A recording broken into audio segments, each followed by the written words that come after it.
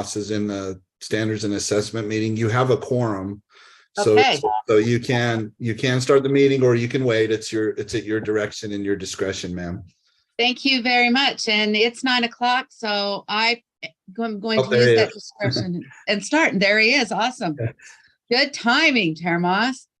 Okay, welcome to Finance, or for those of you who are new to our committee, it's called Finance in this tight little circle that we have here. And we are happy to welcome you to January 2023. I would like our committee has changed since last year, and so I would like our new committee members to introduce themselves. I will start with our returning committee member, Board Chair Jim Moss. Hello, Jim Moss. This is we've got a lot of new folks on here. That's me. Did you want anything more than that? I've been on the board for a couple of years, been on finance. During that time, I was lucky to work as vice chair to Chair Huntsman for a year, and then move into the chair role. And love this team. Glad to still be here. Thanks. Great. Can you tell them what district you represent and basically what area that is?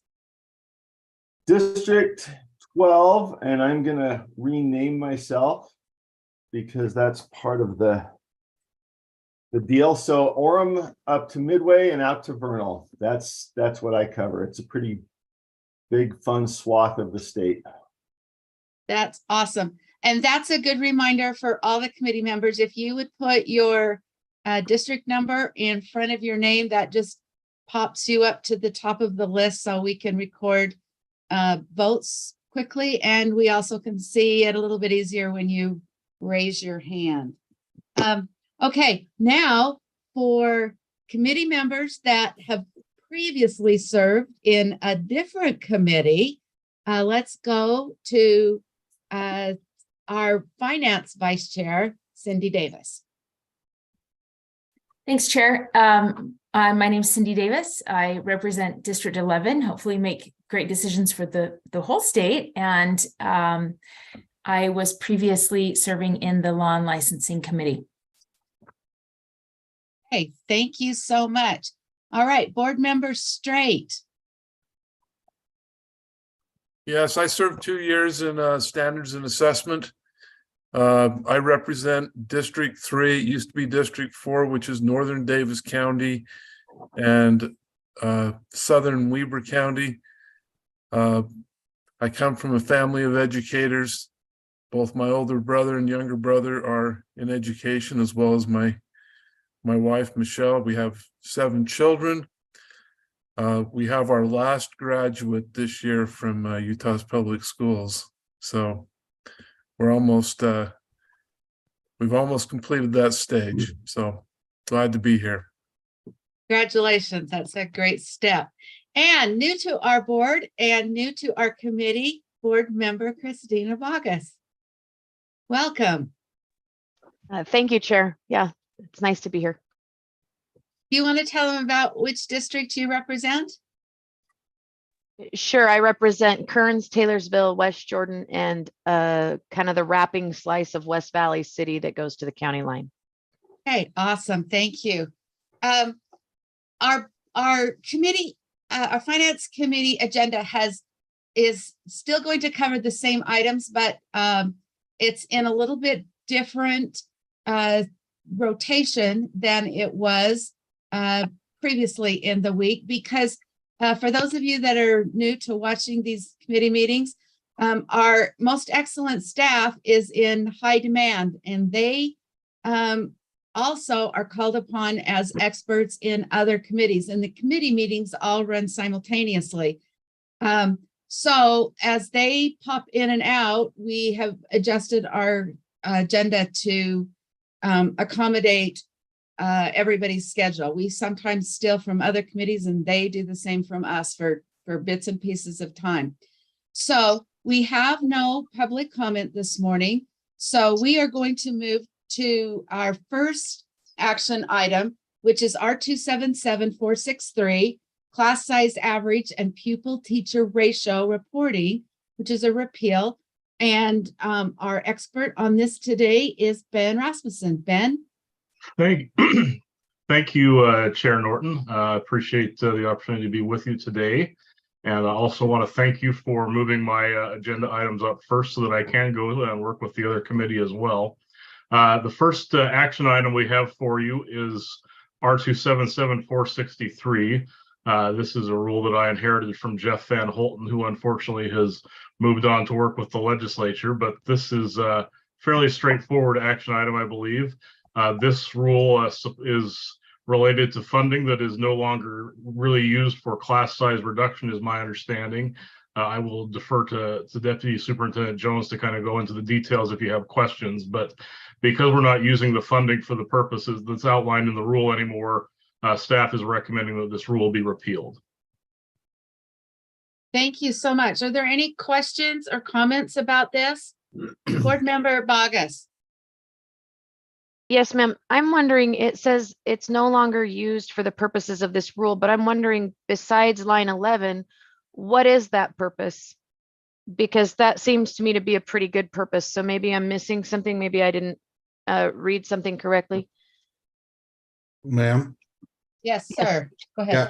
So if I understand Board Member Bogus's question, she's asking specifically about the class size reduction line item that is part of the minimum school program.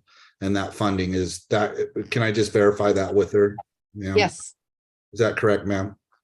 Yes, it says that the purpose Right. is no longer there, but besides line 11 and 12, what is the purpose, I guess, is my question. Right. So right now the purpose is essentially just to sustain class sizes. It's still Sam can speak to the amount that we receive, or that we pass through to the district, or to the LEAs from that particular line item over time. So initially it was set up that way, so that funding could go in there, but just due to the exponential growth, now it's being used more so to try to sustain particular amounts of students in the classrooms, the BAs to do it. So it's not necessarily a reduction funding now, it's a sustaining a particular level of classroom size. When it first started, it was used quite well for keeping class sizes down. Now it's just basically to supplement other funding sources to try to keep the pupil to student ratio within a manageable level. I mean, it is what it is. As you know, Utah has grown exponentially over the last decade, last 15 years. I'm not sure originally the year the original funding source came from through the minimum school program, but that's really where we're at, ma'am. It's more of a sustainment funding than it is a flat out here. We can demonstrate how we reduce this. And so in the interest of, reducing burden or reporting burdens on LEAs, we're asking respectfully to repeal this rule. Ma'am, may I follow up? Yes. So will this inhibit our ability to pursue class size reduction? Chair? Yes, sir. Go ahead. So I don't believe it will. I mean, if anything, we can, work with the legislature and our districts and charter schools and see if there's any other processes that we can take for class size reduction. I mean, the difference between reduction and sustaining particular levels of attendance is much different in my mind, and I think it is in theirs too. So if the objective goes back to establishing a particular by grade amount of students, we would need to bring that back up and start working with legislature. It doesn't prohibit it, but if it's repealed, I mean, we're going to accept that we're just utilizing that funding now more in the sustainment sense. So but we can always work on reducing class size. I don't see that being an issue, because I do know that that at the local level, there's still LEAs that take try to reduce or again sustain a particular level of pupil to teacher ratios. So does that help? Yes, ma'am. Yes, sir. Thank you. Thank you, ma'am. Thank you. Okay. Chair Moss. Thank you. Somewhat similar question. Do we know, and I'm happy to see reduction, of course, in reporting. Do we know what data is maintained absent this rule on class size? Sir, we do. I mean, the data is really kept and monitored at the local level, but at any time we can, we can bring that data up to us by grade, by district, by charter school. And I've had when I first started this position or in this position, some of the BAs walked me through some of their their techniques and procedures for sustaining, acceptable pupil to teacher ratios at the local level. So the answer is yes, but we rely on a bottom up reporting approach. But I know, I feel confident that I can speak that they do pay attention to class size and track class size by grade. So got it. Okay, thanks. So we're not losing any visibility. We just don't need this particular. No, I don't think so, sir. Yeah, I don't. I mean, we could, if someone is really interested in, knowing what, even if it's by grade or whatever, we could easily get that from the bottom. Thank you. Okay.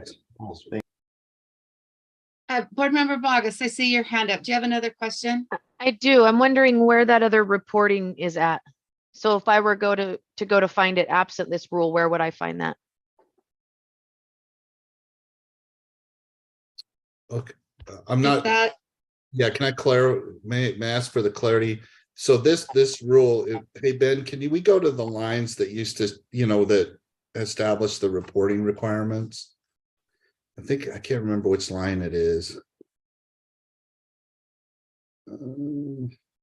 Yeah, right there, 6, I think. Or no, yeah, 6. The superintendent shall report district and state level ratios and class size averages to the public as required in section 53E-3-301. So that my understanding is that it was inclusive of the superintendent's annual report, so we would get that. This is why I say I answered Chair Moss's question this way, is the data is still out there, but it would just make it so we wouldn't have to report on this timeline anymore. So where is that data is my question. And maybe I missed the answer. Yeah, so I apologize. Oh, no, you're fine. So the data, Chair, if I may, the data Yes. resides at the local level, of course, right? They track how many students are in each class by grade. And then so we can extrapolate too. So when they report their student counts, the data is accessible for a system that we use called Utrex. And so we could, this is why I answered Chair Moss's question this way, is we could extrapolate that data from there, but we wouldn't do that anymore, for class size centric or specific reporting if this rule is repealed. So, sorry, may I follow up? Yeah. So as we look at the data gateway, those numbers are going to disappear. We're no longer going to know the end numbers. No, ma'am. Those won't disappear. All that will be taken away is the process of putting the reporting into the superintendent's annual report. So the data will still be there. We just won't report to the public that data in the superintendent's annual report. Does that make sense? Yeah, don't we think it should be in the local report? I'm asking a question. I think that's valuable information on a local level. So my understanding, and Ben can clarify this further, or see, my understanding is this is a result of the recommendation or a recommendation from the Reporting and Requirements Task Force, or part of this overall intent to reduce reporting burden. So, I mean, data will still continue to flow. It will just be that they don't necessarily have to send it up in a format that says to the, we can reach down and extrapolate data and put it all together. It's just that we won't, say LEAs will not be required to necessarily do this time, but the data will still flow because it just flows even for other reasons, for other reporting reasons. So it's still out there, but they just want, they won't have to send it to us in a previous format that we use to report in the superintendent's annual report. That's my understanding. So Ben, do you have any, Chair, if we can call on Ben or for additional clarity? I would agree with Deputy Superintendent Jones' assessment there. Okay, I have one final question. Hopefully final question. Is that okay, Chair? You bet. So it says here, on these final lines, let me give you a line number. It's actually on our screen right now. But I'm looking specifically at line number 73 and 74. Repealing this rule does not repeal code. Are we looking at an LB that's going to come forward to repeal this code?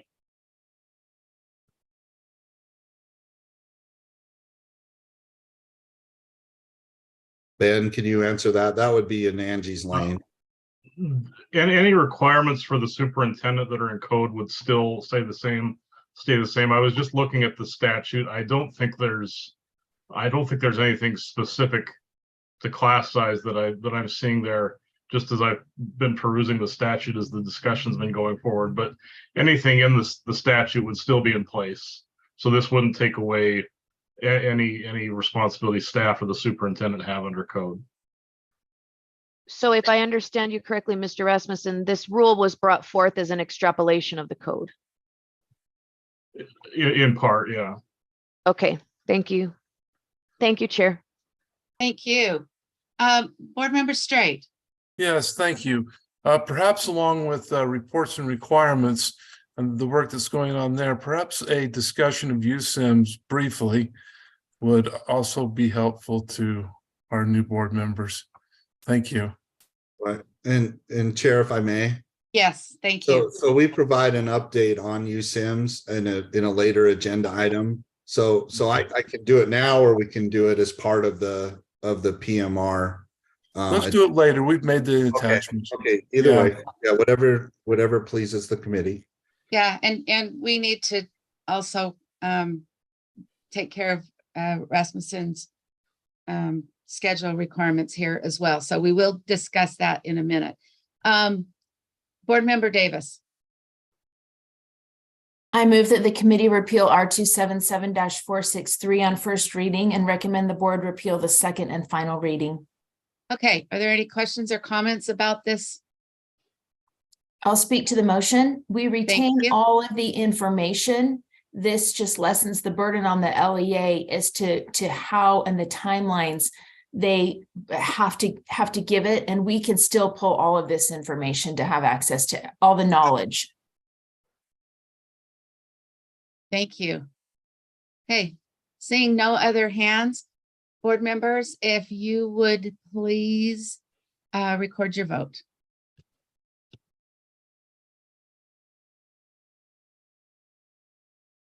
And of course, I'm having a hard time getting there. So I'm not seeing a voting protocol pop up. In reactions, Christina, click on reactions, and then there will be a green circle. Oh, so you're not using the thing. Okay, so I just am supposed to react. Okay, that's fine. Thank you.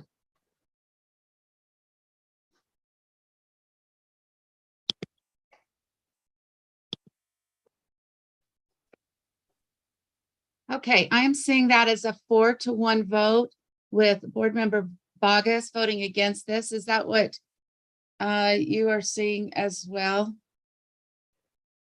Yes. Thank you so much. Okay, moving on to our next item. Again, Ben, I think that is yours. R277-600 Student Transportation Standards and Procedures. Yeah, thank you, Chair. So this rule came about after staff got some questions from the from the audit committee, just asking to clarify some things in the rule. So I have gone through the rule with Ron Litchfield, who's our pupil student transportation specialist, I believe, or he can clarify his title if I've got that wrong. But essentially, we've made a number of technical edits throughout the rule to clarify things. Mr. Litchfield is here on the call if you have questions about what's recommended here. But there's a lot of little things, and we can answer any questions you have about those proposed changes. Hey, are there any questions regarding this transportation rule? Sorry, I do have a question, but I can't raise my hand because I'm not that fast. Okay, that's just fine. Go ahead. Okay, thank you, Chair. So I am wondering, what would be the rationale behind pulling line number 49, out-of-pocket expenses? Chair, Sam Uri, our school finance director, and Ron Litchfield, our transportation coordinator, is here as well. So I would defer to them to address Board Member Bogus's question, please. Okay. Either one of you gentlemen like to speak up and introduce yourself? Yeah, I can go. This is Thanks. Ron Litchfield, the pupil transportation specialist. The main reason we took out 14 is because that item wasn't referenced anywhere else in the document itself. And this is a definition that wasn't needed. Yeah, and if I just follow up on that, Chair. Yes. So if we define something in the rule, it's actually got to be a term that's used in the rule. And since we discovered that term isn't actually in the rule, that's why we would take it out. Thank you. Appreciate that. So does this prohibit people from receiving, I think if I read this correctly, this is about reimbursements. Does that prohibit them from receiving that? I guess I'm not fully tracking why it wouldn't be in here, and maybe instead of removing it, we extrapolate on it and use that. I guess maybe I'm not fully understanding. I apologize. Ben, that might be for you. That's kind of, or I maybe it's a think procedure. I think the question may be for Ron Litchfield, whether Okay. there's any reimbursement of out-of-pocket expenses in the pupil transportation realm that we would need to perhaps Right. consider addressing that in the rule. Okay, great. Thank you. Go ahead, Ron. Yeah, so we already do reimburse those expenses. And I'm trying to remember, I think later in the document, we identify category A and B expenses as, let's see. So item number 4 there, reasonable necessary category B costs. Our formula does include all of the eligible transportation costs associated with to and from school. So there is a portion of those gasoline, fuel, oil that are associated with to and from school, and those are reimbursed to districts. So could I just clarify that those things are folded into this reasonable and necessary category? Yes. Okay. Is that explicitly articulated? Our Sorry, I apologize. Go ahead. So our transportation funding formula utilizes all the expenses for transportation in the 2700 transportation object codes. And with that, we have a formula that helps identify the number of miles and minutes traveled for to and from school transportation. And we also collect data on total uses of the school bus. And so with that, we can create a ratio of costs that would be associated with to and from school. And we reimburse that portion of those costs with as much funding as we get from the legislation. Thank you. Does that answer your question? Well, I don't think so. My question was, is it explicitly spelled out that there is a process for this? I think he answered that with the objective. What did you call that, Ron? Yeah, so in this, We talked about, sorry. Sorry, with this, we do reference a transportation report, and that report is used in our funding formula to identify the costs associated with to and from school transportation. So just for clarity, Chair, Yes. the removal of these lines are not going to cause school districts to trip and hiccup when they need to get their money. Correct. It will not make a change to their impact their funding. Okay, thank you. I appreciate that. Thank you, sir. Chair, if I may. Yes, sir. Yeah, so I just draw all the committee members to lines 68 through 70. What this does is it does develop that, or helps essentially provide a uniform or foster that uniform accounting procedure. So to Board Member Bogus's question, what we're doing is we're essentially communicating and getting everybody on the same page and understanding about this particular process that's described. We just want to remove that definition. So I feel strongly that this will actually make us create that more uniform approach to accounting, which by formula will continue to sustain or increase funding depending on what they report and how they capture their costs. So hopefully that helps. Which seems to be a very important alignment considering how very detailed the legislature has approached transportation costs. Yeah. Right. Yeah. Okay. Yes, ma'am. That's a good point here, because I do anticipate that pupil transportation, there'll be some time spent during the legislative session on that particular funding line. So Yeah, with It's the prices. yep. Yes, ma'am. Yep. Yes. Board Member Straight.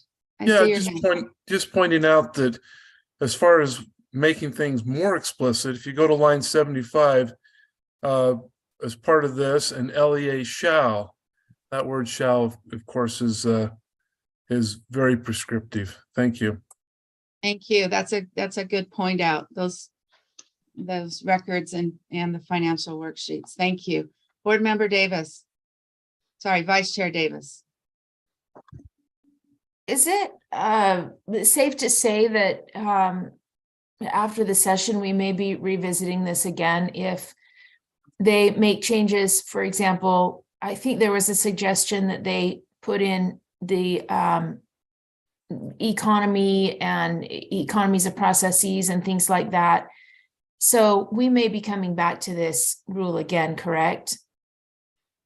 Yes, ma'am. I would, Chair, if I may. Yes, sir. Yes, ma'am. Depending on, like I said, I do anticipate there'll be some time spent on or with pupil transportation. So if there's changes to code, or even depending on, what, if anything, the legislature does do, I echo Vice Chair Davis's sentiments that we will likely come back to this rule. So. And so if we have any unintended consequences or things, we could address those at the time, but that option is always open to us, even Right. if the legislature doesn't change code. Right. Thank you. Yeah. Chair, if I may, I did get a question. Ben, can we go to, let's see, hold on a sec, lines 114. I'm sorry, lines 143 through 146. Ron, I just want to validate or verify that, does this imply that, or Sam, or Dale too, does this imply partial funding for a route since the term full eligibility is used, or can you elaborate a little bit more on that?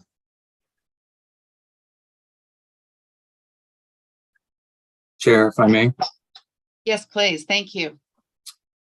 Yeah, built into our transportation report, we do have some conditional formatting that helps identify when a route is fully funded, and there are some situations where a route could be half funded or half eligible for funding. Let me clarify that.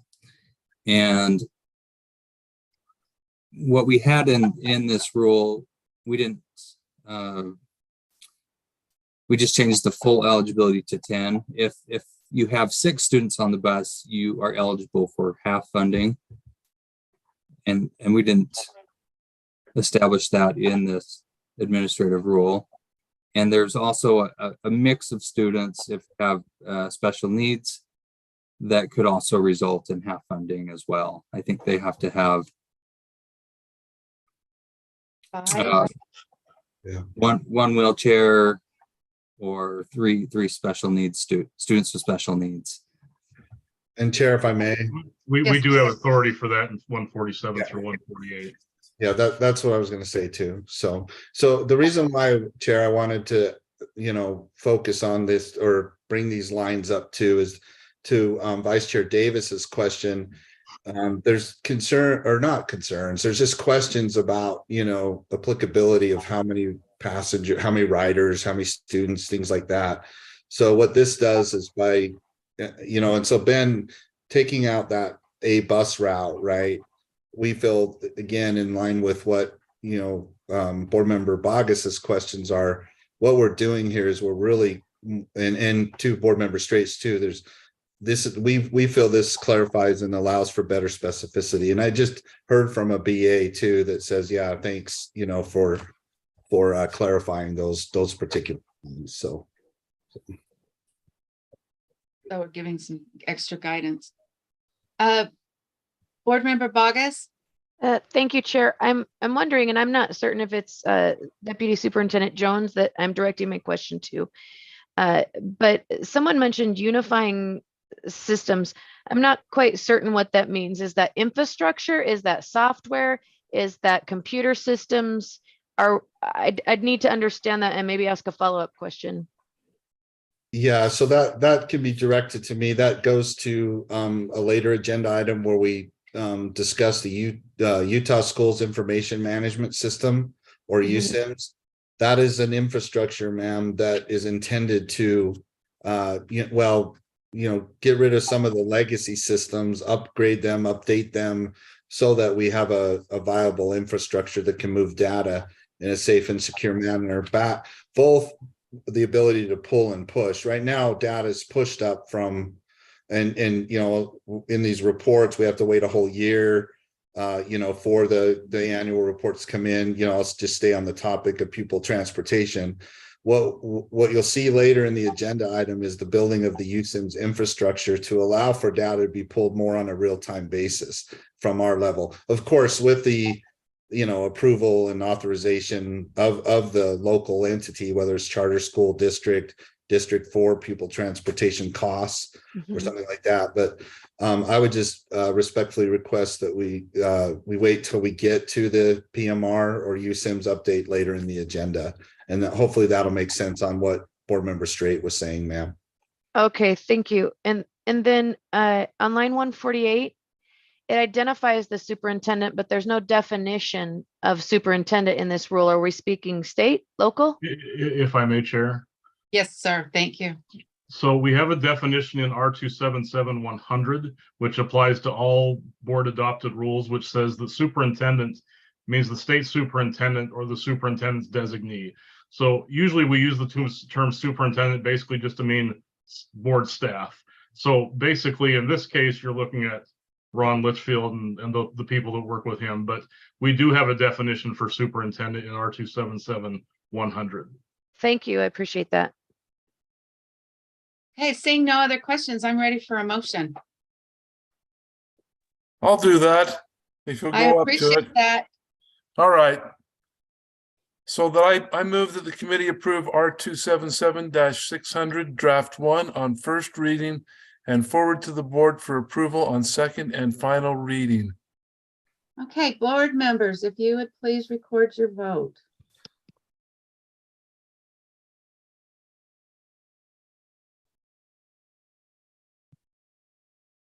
I'm not seeing Chair Moss. Is he He's a yes. Is a yes? Okay, Yeah. thank you very I- much. Okay, I see that is a 4-1 vote with board member Vargas voting a nay. Is that what you got, Cammie? It is, thank you. Okay, thank you so much. All right, let's move to our next action item, which is no. Looks like we are to some information items.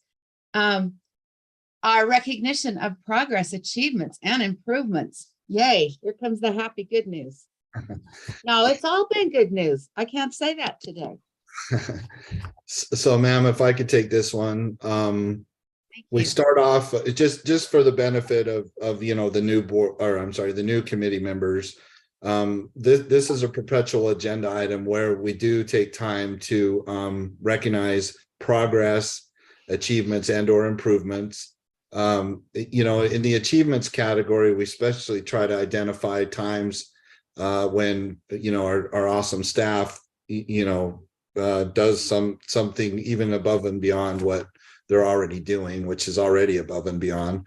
But who's driving? Can somebody pull up I don't see the agenda item, so because we need to go into the backup so that we can do the recognitions. Okay, Cami, thanks. So Cami, if you'll go into I think we have some don't we have some recognition of it, of some, or no? Not We this- don't have any this month. We were just going to do the PMR. Okay. All right. So I did want to just double check and make sure we didn't have any, but in the future, it would be under this particular agenda item that we would either recognize individual employees for, achievements that they made, and then also improvements either in our processes or, in our processes to support our LEAs. As part of this agenda item, we do include the program monthly report on the USIM system.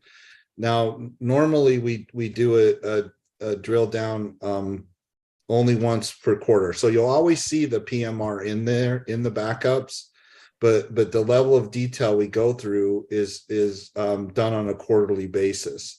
However, in the interest of the questions that came up today, and so, if it's okay with you, Chair, I think there's a value add in going actually through slide for slide, since the question is in this meeting. We have time.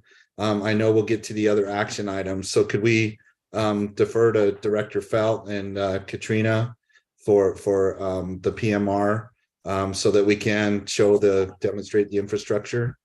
I think that's a great idea. Also taking into consideration that, we have many new board members who will be watching this at a later time, and this can provide them with that information as well as the constituents that are watching. So I think that would be very appropriate for a January board meeting. Okay, thank you. Committee. So yeah, if you'll call on Director Felt, he can start the process. You bet. Thank you very much, Director Felt, for stepping in to do this. Thanks, Chair Norton. First, welcome to all the new board members. We look forward to working with you. And as Deputy Jones said, this is a monthly document that we provide to the Finance Committee, and then we do a deeper dive once a quarter. But Chair Norton, if it's okay, I'll turn it over to Katrina Brinkley. She's the program manager over the USIMS project, and she can go into the document more. Good. That's great. We're always happy to see you, Katrina. Thank you. I'm happy to see you too. I'm going to apologize. I'm recovering from strep throat, so my voice is not as strong as it usually is. And I'll have to cough a few times probably. So thank you all. Can we have the screen from you?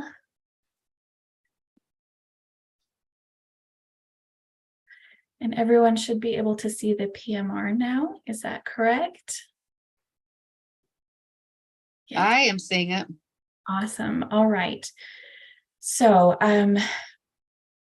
just a quick why USIMS. Okay. To give kind of a general idea, right now, our legacy application infrastructure looks like the image on the left. It's pretty spaghetti. There's a lot of communication gaps in a lot of places where we've over time created some shortcuts to get communication between two systems that were not originally intended to speak with each other. You can see each one of these green items has an independent user login. So these are all the systems at USBE that an employee or a user would need to log into. So 12, 13 different logins if you have access to everything.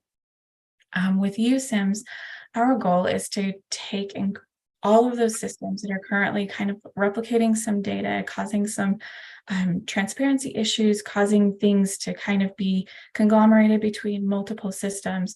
We're going to pull them into one system and give you one place to go find your information. And that is USIMS, the Utah Schools Information Management System. I'm going to pause right there. I'm going to give you guys lots of time for questions today, because I know that there's probably a lot of trying to gain familiarity. So any questions about this slide before we move on? I'm not seeing any. Okay, thank you. All right, so the initiative was created in 53E-3-518 for USIMS. The goal is to re-engineer USIMS USBE's core data collections and reporting capabilities. This means reducing redundancy, creating a centralized area for data collections and reporting, increasing automation, making it cloud-based so that it's accessible from everywhere, and making sure that this architecture supports legislative requirements. It supports things so that we can spin things up and spin them down as things are required with the legislation. Any questions before we move on? Looks like we're good. Thank you. All right, how are we doing this? We're using agile processes. We're using continuous improvement and deployment in order to really understand what's going on with our users and what they need.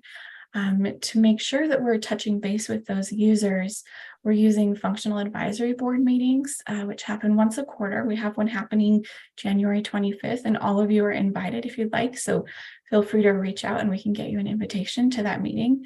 And these functional advisory board meetings talk about what's going on in USIMS. They talk about our plans. They talk about who we're coordinating with, what we plan on doing, and what's been accomplished within the last quarter as well. From those functional advisory board meetings, we pull out focus working groups. So we've divided USIMS into 3 domains, and those domains are the educator, the finance, and the student domain. So we have teams, development teams that are specifically focused on this domain and on making sure that people from these domains have representation to speak to what's going on in USIMS. So we spend time working with those focus working groups to really understand, hey, what are your needs within this system? And I see Scott turned on his camera. Did you have a comment, sir? Chair, if I may. Yes, sir. So one of the things that you as board members will likely hear is concerns about how long this is taking. So when we first started this thing, and I think this is important to orient new members to the committee on this particular decision, the decision was to take a bottom-up approach to this rather than a top-down. Typically, top-down approaches mean that you can get things done faster, right? You could implement faster, but then what you forego or sacrifice is that input that's so essential from the field.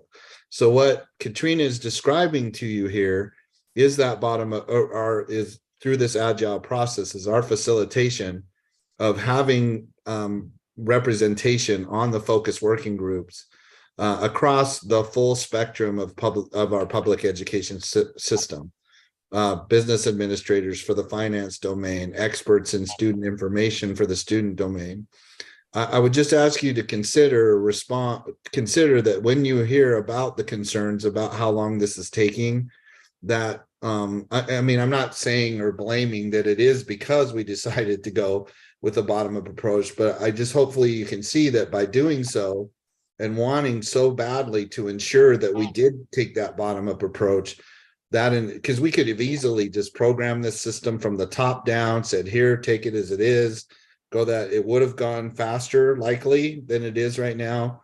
But again, because we honor and value that bottom-up approach, I think that's part of the reason that it's taking longer. But for me, the juice is worth the squeeze on that because you do get that expert input, from the field.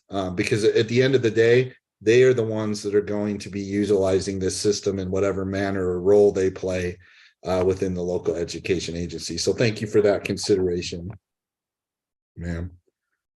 Thank you very much. I think that was an important insight to help us understand this better. And I think for all of us, it's a good reminder. Okay, are we back to Katrina? Yes, thank you. And as Scott mentioned, yes, we are ensuring that our users are involved at every step. You are more than welcome to join us for a focus working group as well. We can speak with our product owners for each domain, and they can get you an invitation if you ever have questions on what's going on in a system. We also have a dashboard that I will show you in just a couple slides. So any questions on that before I move on to the roadmap? I'm not seeing any. All right. Roadmap, the fun stuff. So on the right hand side, you can see the recently completed items. These are the items that we've completed within the last, I think I have it limited to the last year. So on the left hand side, you can see what the teams are currently working on and what they will be working on next. So as I mentioned, we've divided this system into 3 domains. So the educator team is the Skywalker's team, and they're working on some production fixes and a Utah Interactive subsumption. Utah Interactive is was a system for educator licensure to help them get through their licensure processes. But we've subsumed the majority of that, and we're taking a few little pieces that are left. The student team is working on core assessments, on rostering for assessments, and then they'll be working on the RISE data here shortly. That's getting all of the RISE data into USIMS so that you can view student information about their RISE assessment within USIMS. And then the finance team is working on the USBE chart of accounts to get those from each LEA into the USIMS system so that you can see it and interact with the chart of accounts. Any questions on this one? I have a question. Sorry. Yes. My apologies. I've tried to raise my hand, but it disappears all the time. So there's that. So my question is, how do I want to verbalize this? I'm so sorry. No problem. Katrina. Yeah. How is USIMS going to communicate with other data systems? This seems like a massive amount of data to put into one place. Yes. And I would be very cognizant and cogitate on the possibility of data breaches, data privacy. We're talking about a lot of information, even dare I say the tracking of people in this system. Can you maybe expound upon that? I guess that wasn't really a question. I'm just trying to produce clarity in my mind. Yeah, absolutely. Sorry, thank you. So we are using a cloud-based architecture, which has thankfully a lot of security standards built into it. We're using Azure, which I can go into the technical aspects of it, but we're using an Azure AD B2C to ensure that security is followed, that only the people who have access to the system can get into the system. The cloud providers have done a lot of work in ensuring that these things happened. Oh, excuse me. I didn't realize my children put a star on me this morning. We've spent a lot of time and work on ensuring that that security is there and on ensuring that only the people who have access to USIMS can view the data. As far as being able to communicate with other systems, we're actually working on that right now. We're creating some what's called APIs. They're just kind of safe ways for us to open up only specific areas that other systems can send us information to. And those APIs require authentication. They require verification that only the system that we have asked for is sending us the information, and we're only sending them that information.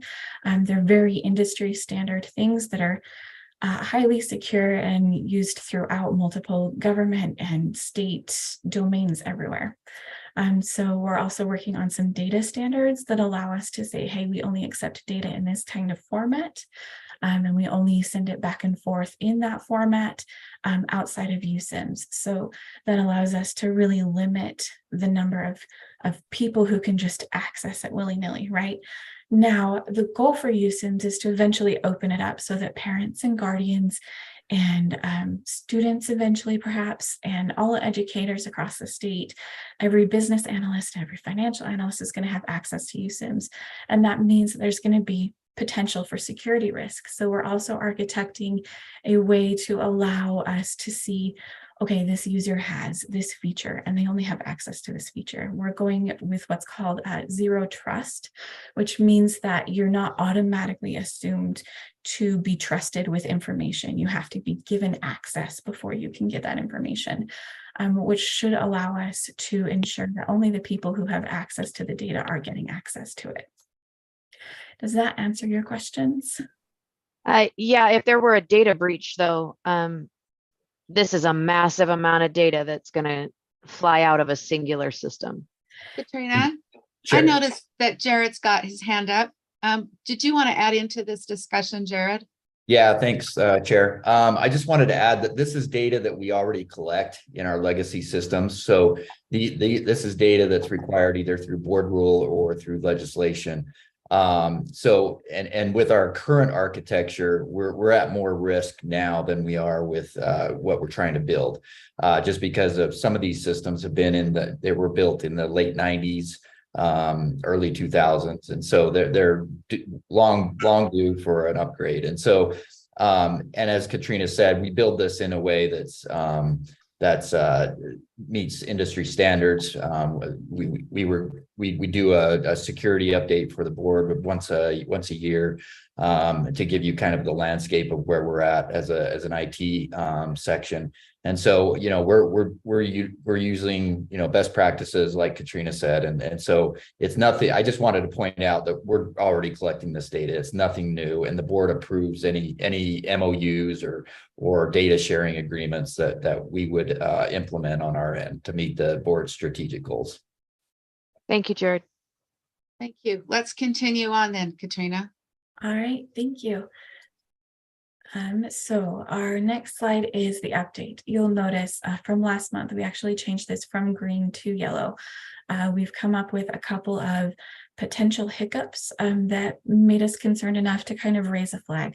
Our hiccups were with timelines. We've had all three teams have been researching and verifying, okay, we've got all of these legislative requirements, verifying that we think we can hit those targets. The finance team brought up that they have been attempting to create an API, as I mentioned, to actually go out and get the chart of accounts from financial systems without user input other than a, hey, yes, you can go get this information. And there aren't any current financial systems in the state with any LEA that we are aware of that will allow us to use it to do an API. So we raised that as a potential, this might not happen, even though it's legislatively required. With that, we are actually now going directly to our vendors. We've been speaking with Tyler Tech and Alio or Link about creating APIs and being able to test with them as they create these APIs. So we think we might have that one resolved. We'll have to see how things flow out in the next little while. We also have a lot of work left on the student backpack, the student achievement backpack, and ensuring that that data is available within USIMS and the legislatively required requests. So what we're doing with that team, we're actually going to spin up a second student team. We believe that there's enough work for 2 teams to be fully utilized. So we'll be working on hiring that. And those of you who have been here for a while understand hiring has been a hiccup for us. It's been an obstacle to overcome. It takes us a while. But recently hiring's gotten a lot better. We've seen a lot more traction with some of the positions that we're looking for. So we have hopes that we'll be able to fill that team pretty quickly. But this is a general update. If you just want like a super quick, hey, what was it looking like last month at board time? This is where you can go. Any questions on that before I move on? Jared, I saw your hand up earlier. Did you want to make a comment on this? No, sorry, I forgot to Okay. turn it down. And Okay, thank you. no problem. Great. And Chair Moss calls that a war on talent. And we are very happy to start seeing that we're getting a few battles to go in our favor here. Absolutely. I don't see any hands, so let's move on. Okay, thank you. And I mentioned this earlier, the USIMS dashboard. You all have the link within board backup. So this is an up-to-date, minute-by-minute informational dashboard about what's going on in USIMS.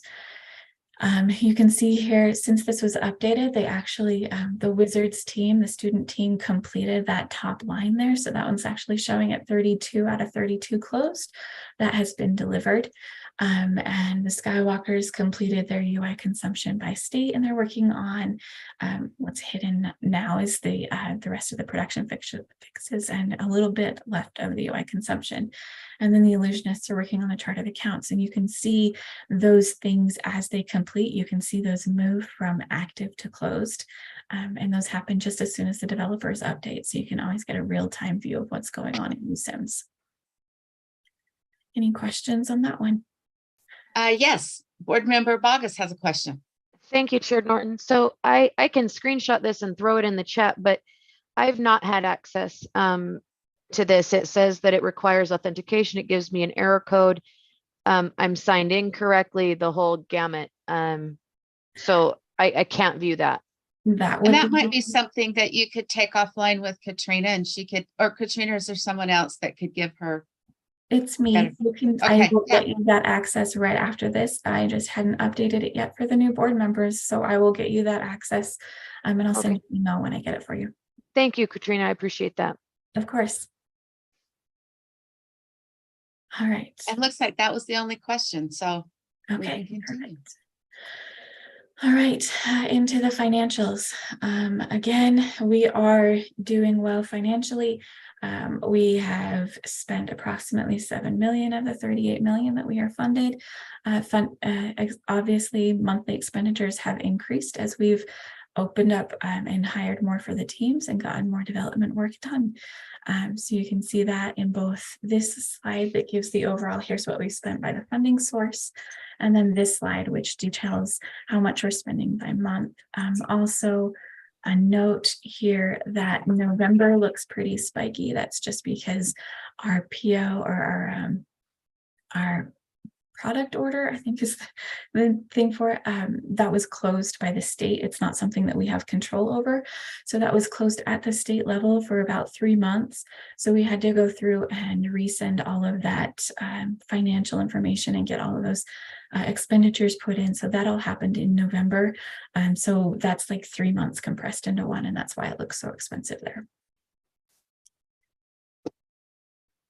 It looks like Deputy Superintendent Jones has a question or comment. I guess a comment.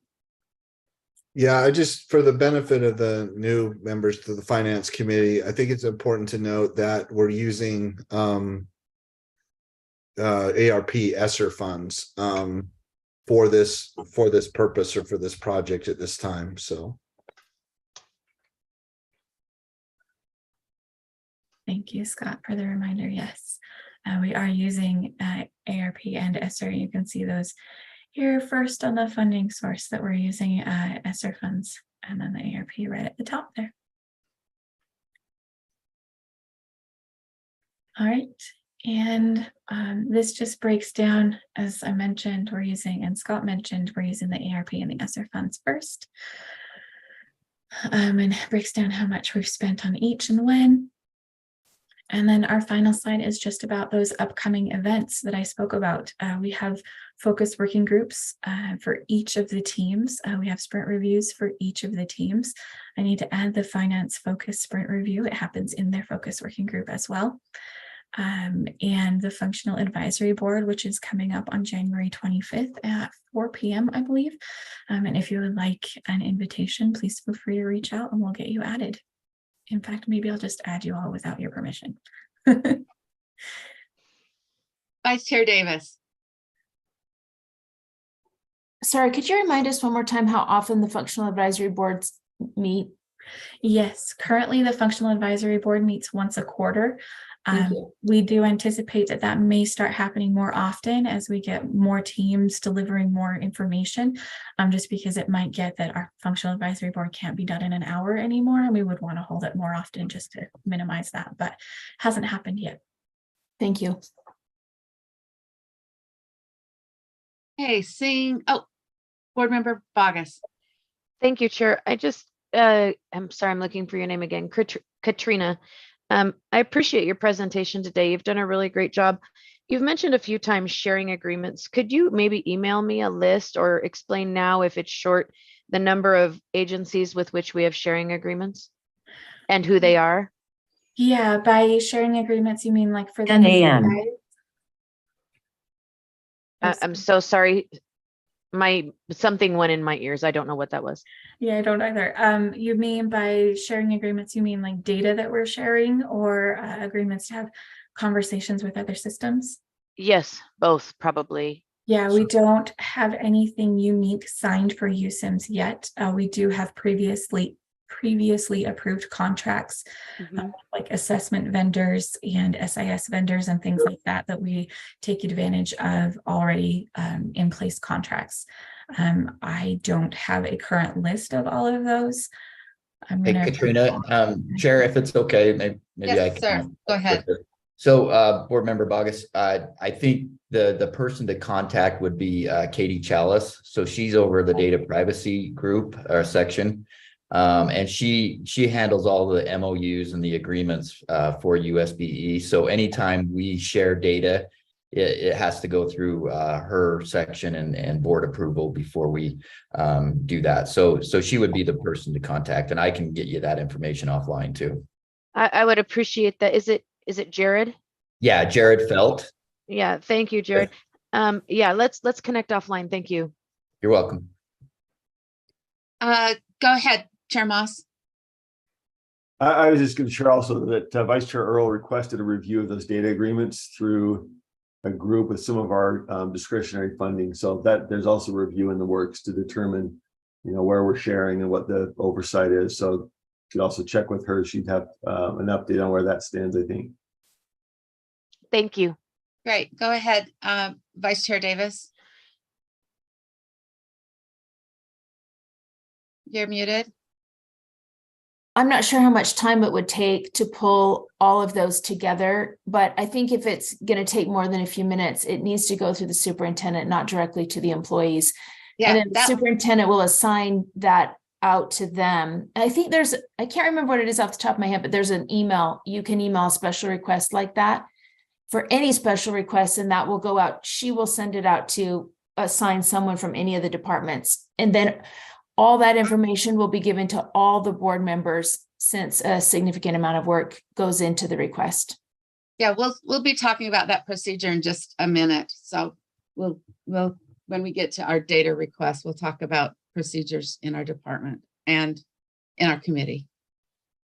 Jared. Sorry, I'm having a That's hard okay. time. Okay, thanks. Same with me. Board Member Bogus. I apologize. I just my thing to remove my thing disappears. Oh, hey, and I don't know how to. It must be an update in Zoom, so I do apologize. Okay, not a problem. All right, Katrina and Jared, thank you so much. It is exciting to see the progress it has made. We used to have multiple slides with the work that was underway and coming, and those circle graphs did not look quite as filled up as they do now. And it's getting to be like Christmas. I can feel that 18 months is going to just be right around the corner, and we're going to have a great system ahead. Let's move on then to that next agenda item, which is an information item, and its request for data and information. And this is a perpetual item on our agenda for a report back if there was data requested, but also for us to request new data. And as was mentioned, in USBE, there are a lot of different people, and it's hard to know what. And at the same time, we don't want to pile on to one person a whole lot of work. And so that's when we use our superintendency to delegate. They know who might be in a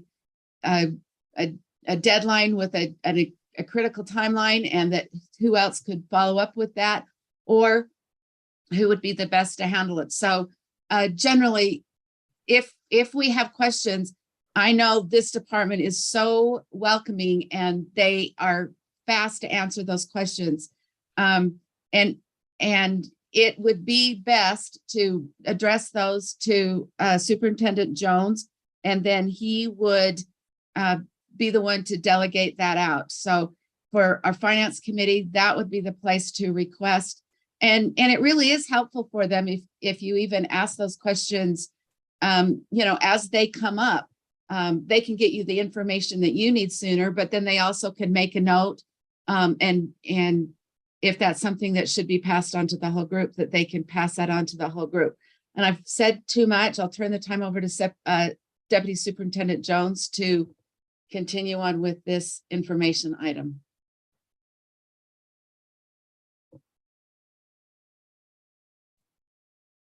Sure. And maybe, hello, Deborah. Okay. Hello. So it looks like Deputy Superintendent Jones has gone to his next question. And so we are so fortunate to hear today from Assistant Superintendent of Operations, Deborah Jacobson. Thanks, Deborah. Sure.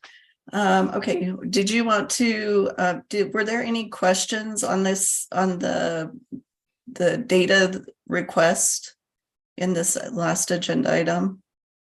That's what we were just getting to. Are there requests for data that our board members have other than what we've been discussing earlier? I know we've had some discussion about data requests from USIMS, but this is the time if you have data requests to make that request, and then they can go to work on finding it or getting back with you about that.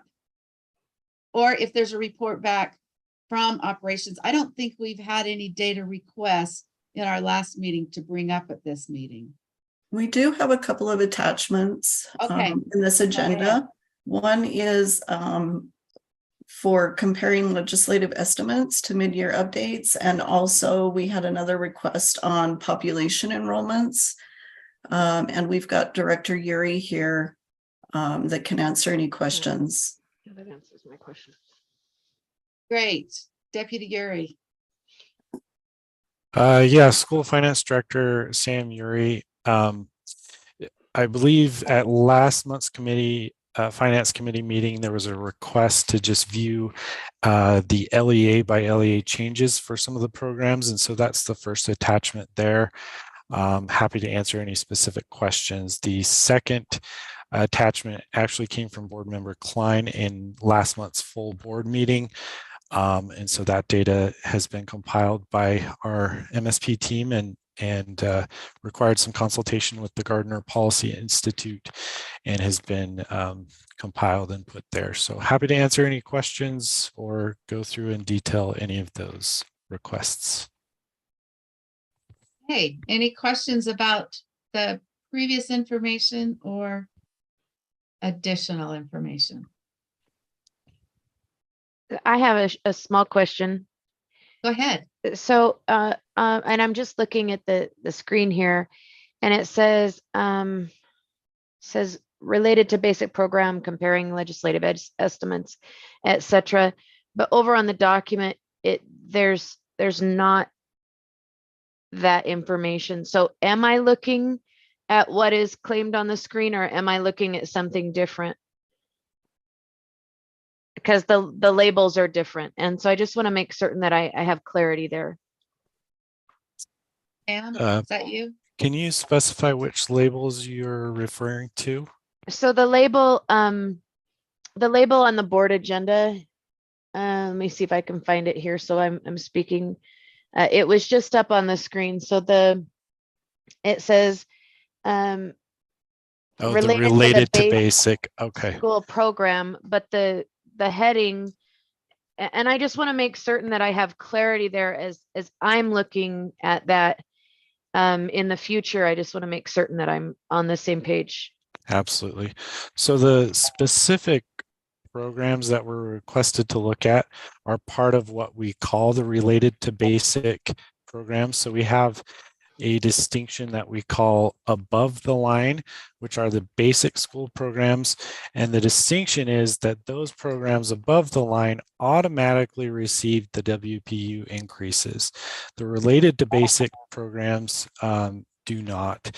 And so these specific programs that you're seeing, the charter school local replacement and those sorts of things, are part of the related to basic program. So they're children of the parent that is related to basic school programs. Does that answer the question? Yes, Board it does. Member Thank Vargas? you. Yes, thank you. I appreciate you.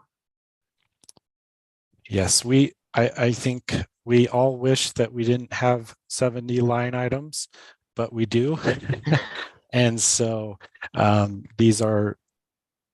this is 6 of those line items, and further down in the attachment, each of the LEAs it basically has been trued up related to their October 1 and other pertinent data to each program.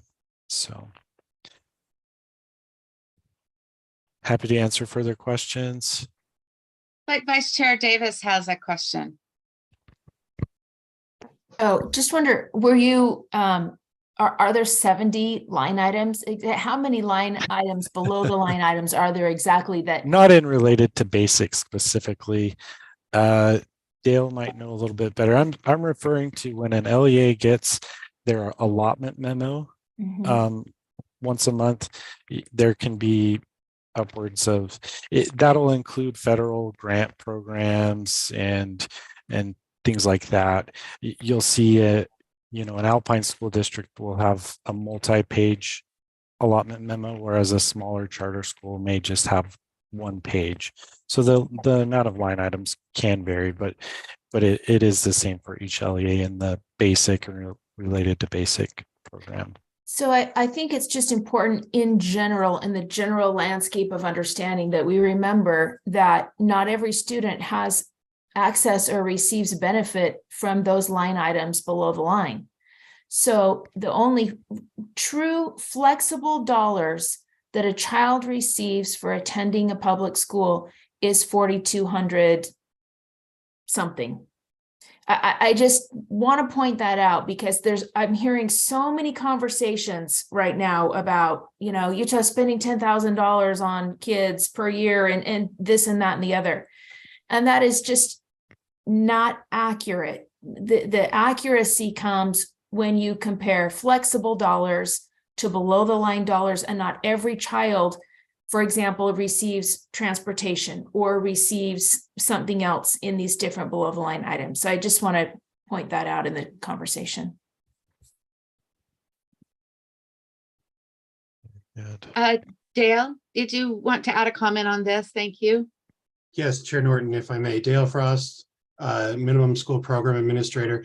Just want to correct a little bit of language. So the line item is the appropriation, is kind of the parent program. There are only 3 line items in the minimum school program. Under each line, so the basic school program has about 12 programs. Each one receives WPUs and has its own formula. To answer Board Member Davis's question, under related to basic, there's about 40 different programs. 1 line item, 40 different programs. And you're right, the vast majority of them are not flexible funds. The one real exception to that is charter school local replacement for charter schools. But most of them have very specific strings and attached and may not go to all schools. And then the other line item is the voted and board local voted levy programs, which are the guarantee funds meant to equalize property tax wealth across districts. So there are only 3 line items, but to answer your question, there's about 60 programs within the whole MSP. Hopefully that helps. And here we're only showing the 6 that received major changes due to the mid-year updates. All the other programs change at different, time periods, but these were the ones that were trued up to the enrollment measures from October. Yeah. Thank you. Board Member Vargas. Thank you, Chair. So another point of clarity. I understand, and I've read these documents, and I understand that there's a change, but on the right-hand column in this document, obviously we have red. Is this money districts have to pay back? Is it money that they won't receive? Do they have to update their budgeting and their budgeting protocols for the remainder of fiscal? I'm just not certain how this plays out in real time on the local level. And if you could help me understand that better, I would appreciate it. Yeah, Chair Norton, if I may respond. Thank you. Perfect. Yeah, great question. Great question. And I want to apologize if I confused anyone with the 70 line item comment. That was more a reference to my former career as a charter business administrator, where you're managing upwards of 70 different funding streams in your district or charter's budget. I But- appreciated that you said that. And I actually kind of wanted to just emphasize it and clarify it, because I think a lot of people do not understand how many strings are attached to half of the funding we spend on students. Yes, but to respond to Board Member Bogus's, if we can go to the second page of the attachment here, we'll go second or maybe page 3, where the districts don't receive charter school local replacement. But let's use Pinnacle Canyon because it's there at the top. So basically what has happened here is most of these programs are paid out month by month. So beginning in July is when we start paying those programs out. Our estimated amount on the legislative estimate was 1.238 million. When we got their October 1 counts, they may have had a few students lower than we had projected them at. So LEAs are paid on projections for July, August, September, October. Once we receive those October 1 counts and finalize them and true them up, starting in November, we prorate up or down based on those counts, based on other provisions if necessary in the program. And so generally, unless there's a very large difference in the projection, which did happen with a new charter school this year, but generally we just prorate and then the LEA will adjust their budget accordingly. So in 99.9% of the cases, there's no payback required from the LEA. Our payments are prorated, adjusted accordingly throughout the rest of the fiscal year ending in June. And so we do, and we covered this in last finance committee meeting, but we understand having new committee members. We do a projection each year based on prior year data, based on looking at trends in the wider space to figure out how many K through 12 kids we will have. As you know, we projected for next year an increase of just 90 students in the whole system, but we do have to project that out for each LEA, and that's what this process does is pay from July through October an estimated amount, so that once and hopefully that's as close as it can be, but LEAs are pretty familiar with this process. We try to make sure that new folks that come in the system are familiar with how things work. And Dale and his team have done a fantastic job of working with some of the smaller LEAs that have had, changes or shifts in enrollment to look at the changes in their budgets. And so we try to provide any support that an LEA may need as they look at those adjustments. But that's, if that answers the question, Board Member Bogus, happy to provide any further detail as necessary. Yeah, Sam? small follow-up, Chair, is that okay? Just 1 second. Sam, Yes. can we say that in somewhat, not perfectly parallel, but maybe to draw something from an average homeowner's understanding, is it similar to the process that you have with your property taxes? That they project out, your property taxes are going to be this, that's added onto your mortgage, and then at the end of the year, they kind of true that up, and your mortgage payment either goes up or goes down the next year. Similar to that? Chair. No, that's okay. It's If I may, that's not a terrible analogy. property taxes, it takes a year for that to occur, and we're doing that within the year. But yeah, it is correct that it's an adjustment to their budgets that they, if they don't have as many students, their costs should be going down. They just have to adjust their budgets accordingly.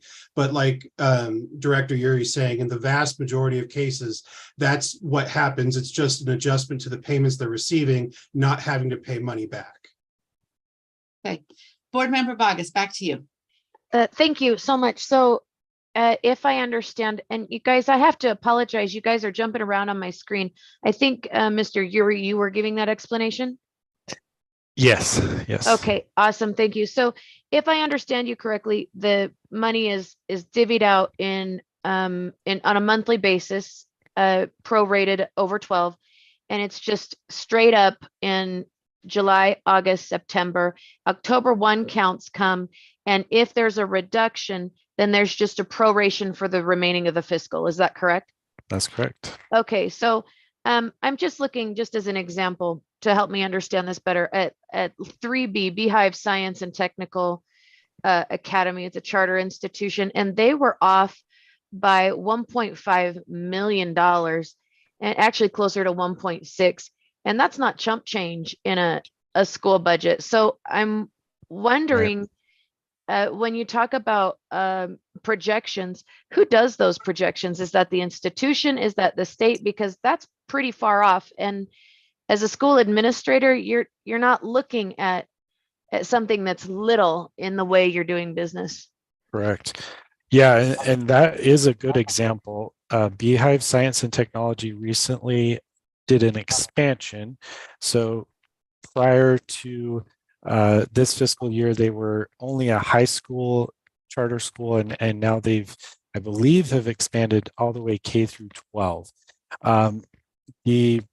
The folks that do the projections do include our staff here at USBE. It also includes the governor's office of planning and budget, and some of their senior budget and policy analysts. It includes the legislative fiscal analyst office, and a team of their Ben Leishman and his team. And we do pull in data and projections from the Gardner Policy Institute. Generally, where we're most incorrect or off is these expansions and these brand new charter schools. We try to do our due diligence to make sure that we're as close as we can be, but a lot of it can depend on the charter school itself's, their marketing plan, their just their enrollment, how that first part of the school year goes. If they initially enroll quite a few starting in the school year and then have some of them drop off as parents decide maybe that model didn't work for them, those are some of the considerations that happen. And so, we do strive to work with these schools that are new and expanding. So they're really not going to, hopefully adjust their budget that much during the school year, where they're going to be conservative and not budget for that original 3.4 million if they know in June their enrollments aren't looking like they may have been projected for, if that's helpful. And it looks like we have Director Bruff here with maybe a comment. Yes, go ahead, Dr. Bruff. If I may, thank you. Aaron Bruff, data and statistics. And so just sharing, projections is awfully complicated, fun work that we do. The process is, one, we look at the county enrollment that we have. So instead of looking at just school enrollment, we do a county enrollment. We share that with the Gardner Institute. The Gardner Institute then also looks at vital records. They look at housing developments, and another one I'm not remembering at the moment, but they do that process of going through and doing that projections over the area. So just sharing kind of generally, it's there are four main elements that the Gartner Institute looks at, or data sources, and they do a blended model where they look at them for best projections. And then again, we meet on an annual basis in early September as we review this September, October, review this information and then do those projections. So just trying to also share with the group how that process works. So when we do projections, it's not really based upon the school. We do it by actually where are kids located at by county, and then we roll those over. Hopefully that is helpful. Chair Moss, I think you're next.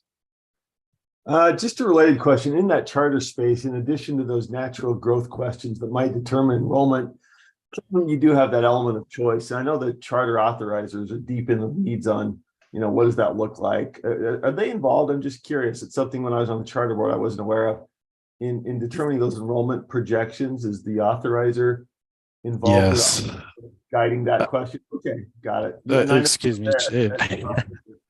Yeah, gotcha. Excuse me if I can respond, Chair Norton. Yeah, Yes, we sir. Go ahead. really try to involve the state charter school board and other authorizers as necessary. Oftentimes what will come out of our projections is a number that we need to arrive to, a system-wide charter enrollment. And we do, each charter school provides to their authorizer kind of their own projection. A lot of times it's a little more rosy than maybe reality. Sometimes it could be lower though, and the charter has a really good year and enrolls a few more than projected, but generally we've got to work really closely with the authorizer to try and mitigate these impacts as much as we can. And again, sometimes we are off, like we were this year with Beehive, and as much as we can try to help those and support those, there are some cases where an expansion is projected at 800 and only 650 kids show up that first year, but it is a process that we try to involve the authorizers with as much as possible. So thank you. I figured, I just wasn't aware, and this is the toughest year in terms of enrollment shift since probably the birth of charters with the COVID. So understand, there's some tricky projections in there and then shifts on the fly. Even if the projections were accurate when made, things changed. So anyway, thank you. Okay, Board Member Bogus, a follow-up? I just have one, maybe it's a simple question, I hope. The Gardner Institute, what's the legal relationship the board has with them? Is it an NGO? Do we have a subcontracting relationship? Is there an agreement with that organization? What does that look like? Could you help me understand that? Aaron? Yeah. Is that you? Yeah, Aaron Bruff, Data and Statistics.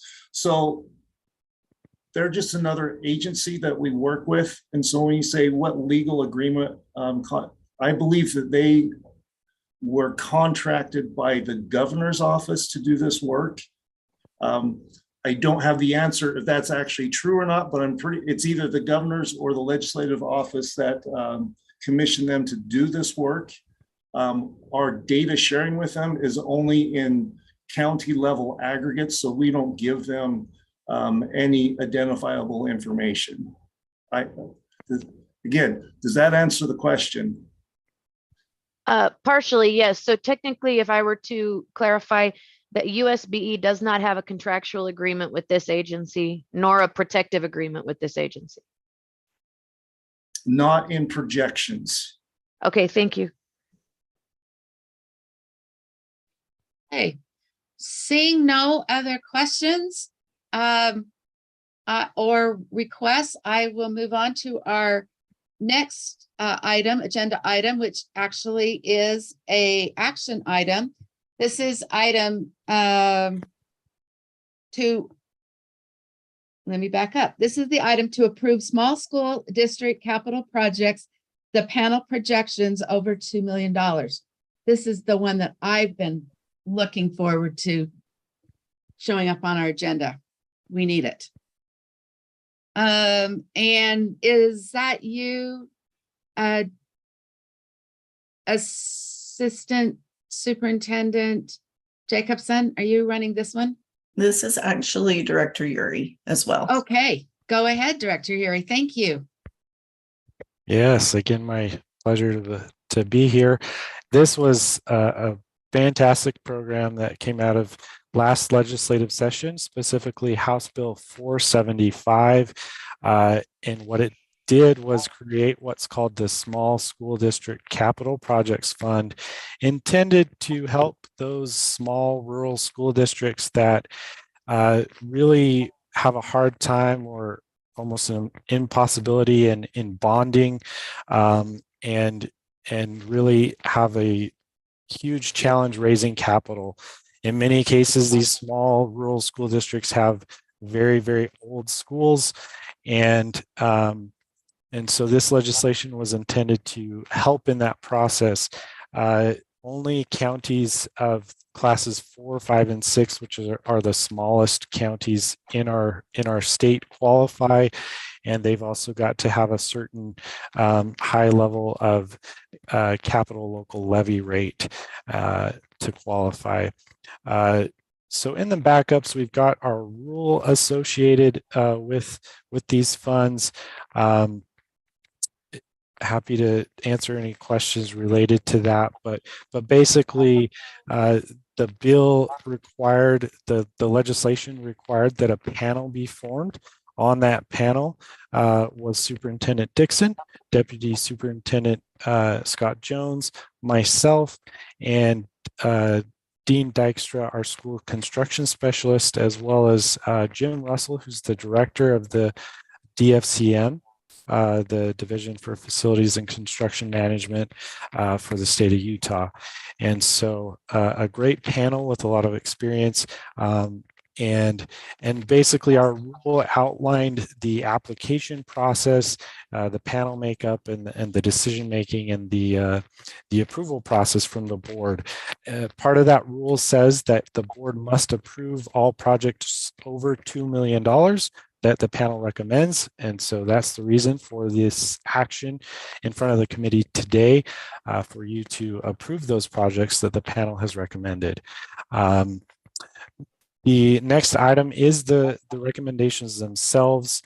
We did include the score sheet there that helps lay out the criteria, such as school safety, program improvement, and those sorts of things. And then finally, attached are each of the projects being funded, the applications from the LEAs themselves. Juab, Emory, San Juan, and Wayne school districts are those that are being recommended to be funded. And so those applications themselves have been attached. So if we can go back to the recommendations themselves, I'll outline those for you. The board does not need to approve the Juab projects, but today the action is that the Finance Committee approve the Wayne School District High School project.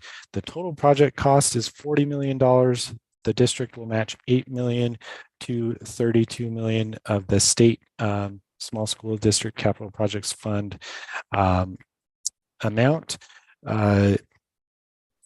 Superintendent Dixon says this is the most unsafe building she has ever been in. It is very, very old and needs a complete redo. The school district is being as wise as possible as they can with those funds. Wayne is very isolated. Contractors have to travel and stay out there as they work on this project. But that's the number one recommended project. Number two is from San Juan School District. Throughout their district at 2 high schools, 1 middle school, and 1 elementary. These are safe entryway remodels, improving their points of entry so that their students are safer. And lastly is Emory High School.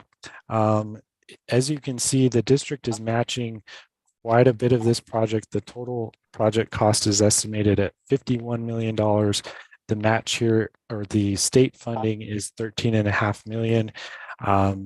We are addressing unreinforced masonry, catastrophic HVAC and water and sewer failures that are currently occurring with this project. And so those are the three projects that require board approval, and happy to answer questions. It looks like we do have one from Board Member Straight. Great. Board Member Straight. Yes, thank you. I so appreciate this, and the committee that, or the group that put together the rankings on this. I appreciate their work. I know this makes a big difference for these rural schools. You know, they've already maxed out their mill levy on their property taxes, and they still have needs. And so I appreciate this, the legislature providing these funds. I just had one question. There must be a formula of matching state fund versus total project cost. Don't go into a ton of detail, but if I could just understand how that works, the different moving parts, I'd appreciate it. Yeah, absolutely. It is outlined in HB 475. As you mentioned, you know, the formula may seem a little bit complicated, but basically, if your capital local levy rate is at the highest rates, you get more of a state match. And so, you know, some of these other projects, if you look down the list, for example, if you look at Garfield, there in the middle, their total project cost was 16 million, where their funding match was 8 million. So their match is only 50% due to their little bit lower capital local levy rates, whereas some of those that are very, very close have the highest capital local levy rates. Did that answer your question, Board Member Straight? Great. Let's go next to Board Member Bogus. Thank you. I just am, just as a point of clarity, over here on the right, so on the top it says recommended to be funded potential future projects. In that blue section on the right, it says average score. And you know, there's a point at which you draw conclusions about what that means. Can you just clarify for me so I make sure that my conclusion is your conclusion? Yes, absolutely. We included those scores to excuse me, if I may, Chair Norton. You bet. Respond. I'm sorry. Go ahead. Yeah. I should have looked. We did score all of the projects based on the score sheet template included in the backups. And so these averages are averages of all the panel members. Obviously, you know, to kind of save space here, we didn't include those average scores, which were a little higher for these recommended projects. Those scores were included to give those LEAs kind of an idea on some of the things that the committee felt like were most important. So, for example, you know, the lowest scoring project here, while we do sympathize with the need for a transportation facility remodel, you know, we wanted to emphasize the need for student safety as the highest priority. And so it kind of gives an idea for those LEAs that applied those sorts of things that the panel felt were most important. You know, we're hopeful that the legislature will replenish the funds in this fund coming out of the next legislative session. As we all know, there's a lot of one-time money in the system, but that's the reason for including the score and calling them potential future projects. We hope that we can help these districts. We would have loved to have funded all of these, right? But we got 3 times the requests compared to the amount of money that we had. And so we these are the recommendations that the panel made. Awesome, thank you. So would it be a safe statement that this is a ranking system? Correct. Okay, you know what, I really appreciate this, and I appreciate the work we're doing for our rural schools and helping them address these needs. Thank you, sir. I appreciate you. Absolutely. If I may quickly, Yes. Chair Norton, if a board member or anyone wants to see a specific project application that wasn't recommended to be funded, I'm happy to send those over. I just didn't want to clog up the backups with 1,000 attachments, but happy to send those over as well. Great. Thank you so much. That's helpful. Chair Moss. Thanks. Somewhat related question. Back on the formula, do we know, and I'm sorry if I missed in the backup, do we know how much money, if any, they're getting on the local levy guarantee from the state already? Because this is this whole separate fund, right? From that automatic redistribution. Right. Yes, we do for each of the districts know where they're at. And I guess but I'm just curious if that played a role in their needs. I saw what the levy rate was, you know, you 0.1 here and 2 there, but I guess just briefly, where did that put them in terms of getting funding out of the automatic formula before they applied, if we know? And if not, I can. Certainly it was part of the overall consideration. You know, most of these districts are in a similar situation. So it would be, you know, that would come into play a lot more, I think, if we had more middle-sized districts in qualifying for the program. But I think generally most of these districts are pretty similar in that regard. And so, you know, we were able to mostly narrow it down. And again, the first priority was student safety and kind of bang for the buck on student safety. So we, you know, in some cases, like I say, it was that was part of the overall consideration. Absolutely, is any and all other funding, you know, opportunities that they may have had. Got it. And I understand that guarantee money goes to all the capital needs. Well, this is something they've singled out as the most critical for whatever unusual reason, right? Is that sort of the distinction? Is that other stuff is sort of the standard operating capital? Okay. Absolutely. Thank you. Got it. Thanks. Vice Chair Davis. I was just thinking about how every time I go to Torrey, I pull into the Wayne High School parking lot. And my family knows we're going to pull in and we're just going to spend 5 minutes sitting in there thinking about how school and education look different everywhere you are in Utah. And I do it mostly for myself, to remind myself that I make decisions for people who look like the people in my neighborhood, but I also make decisions for people who have a very different educational experience than my own kids have, and based on geography and other factors. And so I really appreciate that the legislature it took a look at this. These capital funds are really hard to come by. And anyway, I think it's a good thing. Wayne, when we sit in that parking lot, things are pretty dilapidated. It seems like they're and ready for some improvements. Those were wonderful comments, Vice Chair Davis, to bring this to a close. I could not agree with you more. And I know that for all 15 board members, we want every student to have an exceptional learning experience in Utah schools. And this is just one of those ways that, you know, we are diligently working to improve the situations.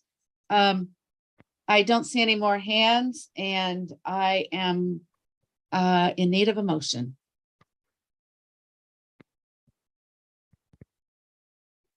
I can do that. Thank you, Brent. That would be great. Thank you. Will you put the screen up for me? I guess I could wing it. All right. I move that the board approve the panel's recommendation. Do I need to say more than that? For the Small School District Capital Projects Fund, fiscal year 2023. Maybe if you could also add in those 3 top projects there. Okay, so in the following Including LEAs, Wayne High School, state funding request 32 million, total project cost 40 million. San Juan School District, safe entryway remodels, state fund request $3,333,333. Total project cost $5 million. And Emory High School, state funding request $13,500,000 with a total project cost of $51 million. Is that sufficient? Yes, I think that will be just great. Okay. Board members, go ahead and record your vote.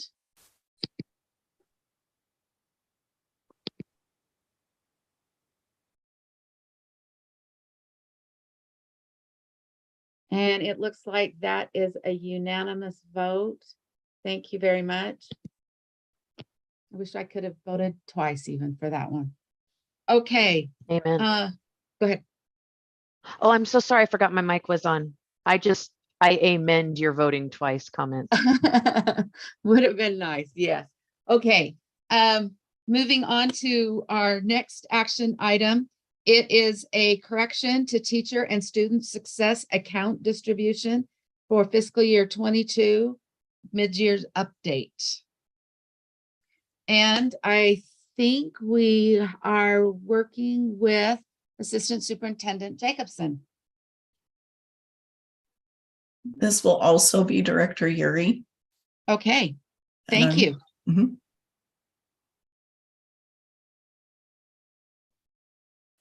Yes.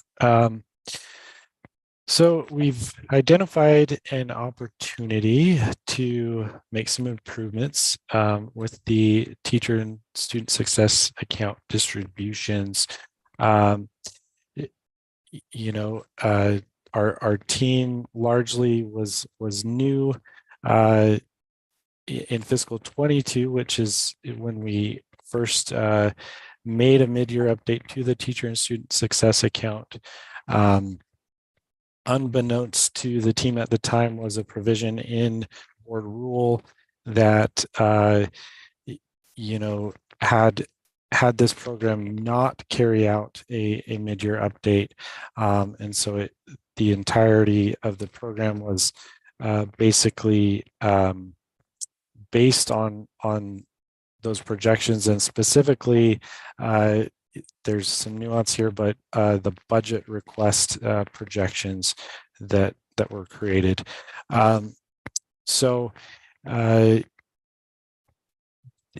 In 2022, those allocations were updated with the mid-year counts, even though the board previously had made a rule that those should not be adjusted.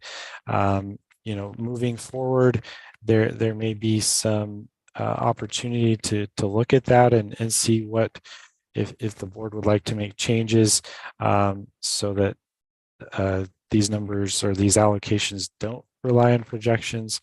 However, in order to correct what was what was on board rule at the time, we identified this issue, and then internal audit helped to kind of double check the calculations. They identified an issue where the teacher and student success frameworks were supposed to be submitted each year by November 1st.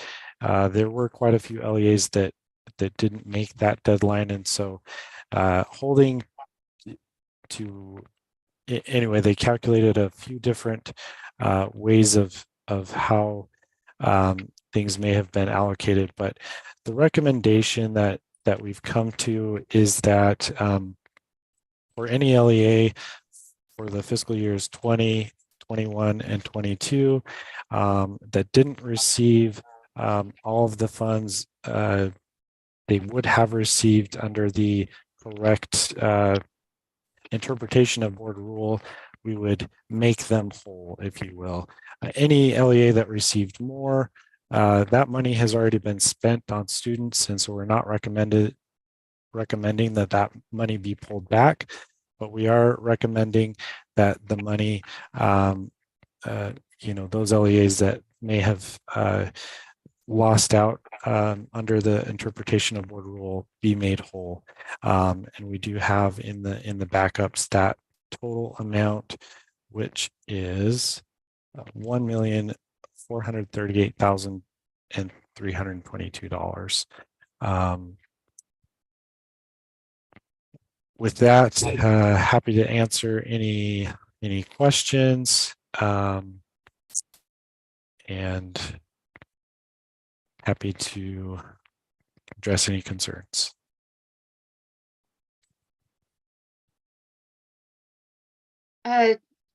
Board Chair Moss. And I've had some background on this, so I appreciate all the work that was done to address this.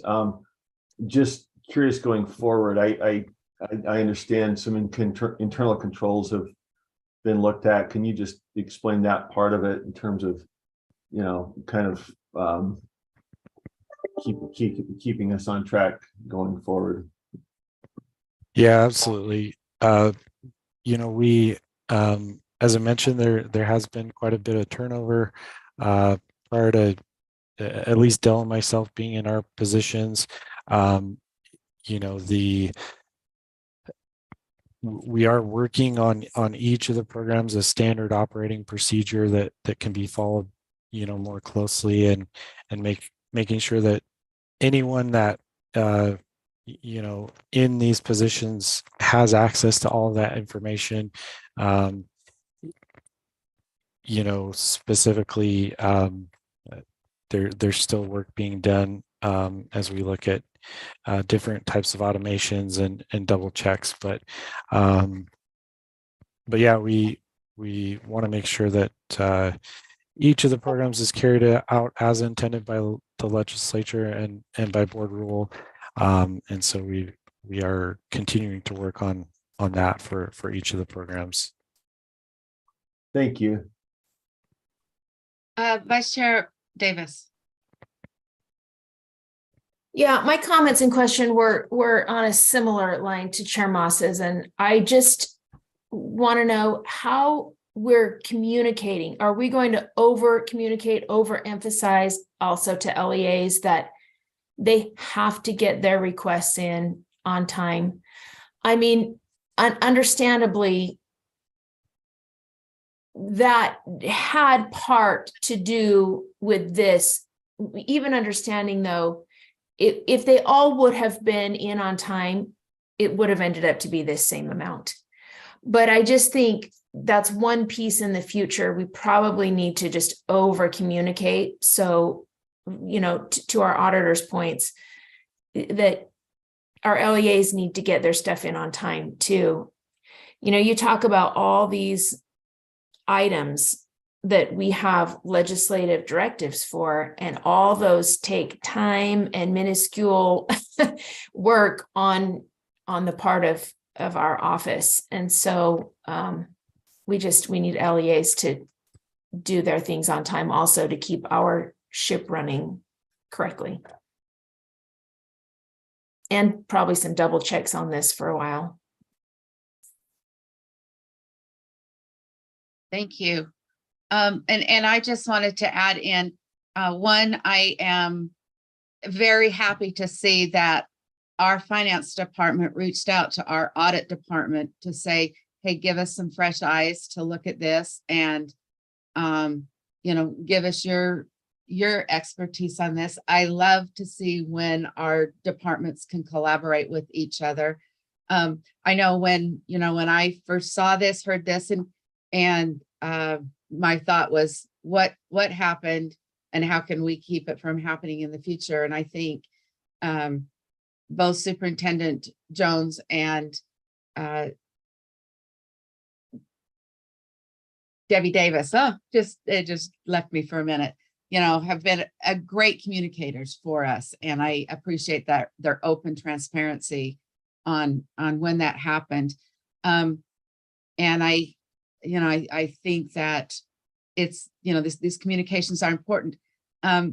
Chair Moss, since we have just a little bit of time, I think another part of this, and it actually just has run through every single part of our Finance Committee meeting today, has to do with the reporting, the emphasis that you have added to our lens in finance, and that is the reduction of reporting and taking some of these burdens off of districts and off of our state staff.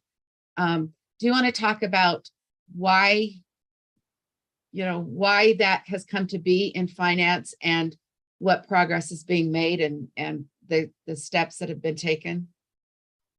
Sure. And on this committee, we've got Member Davis, Member Straight, Chair Huntsman kicked this off. It's been, I think, a really good effort that came out of some discussions that Member Davis was involved in, that I was involved in, Representative Pulsifer, small districts, small charters, talking about the burden of important but often overlapping and cumulative and repetitive reporting requirements and other surveys.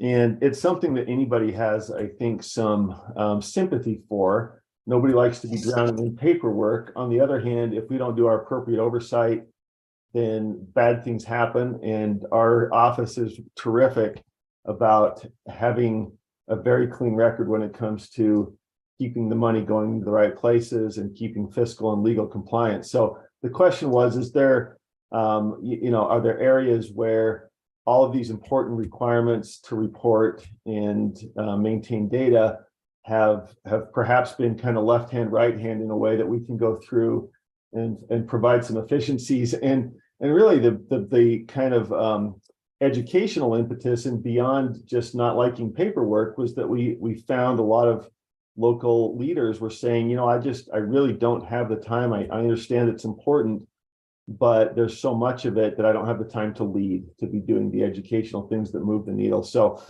Chair Huntsman kicked off a task force last August. We've been going through department by department, analyzing what are the requirements, what are their purpose, are we asking for information reports in a way that is overly burdensome and cumulative? Is there a more efficient way that still gets the job done? So we've been looking at everything from department surveys and reports that might be dialed back or consolidated.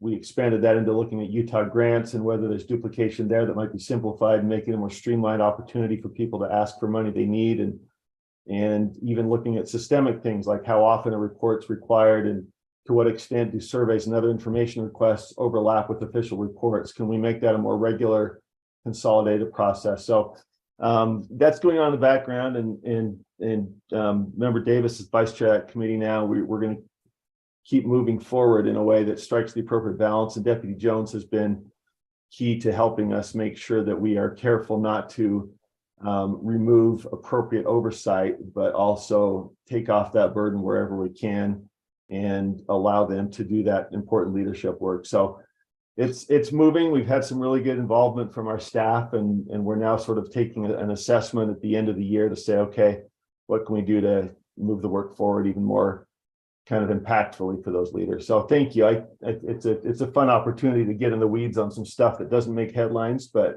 I think Member Davis and Straight and I are committed to keeping at that.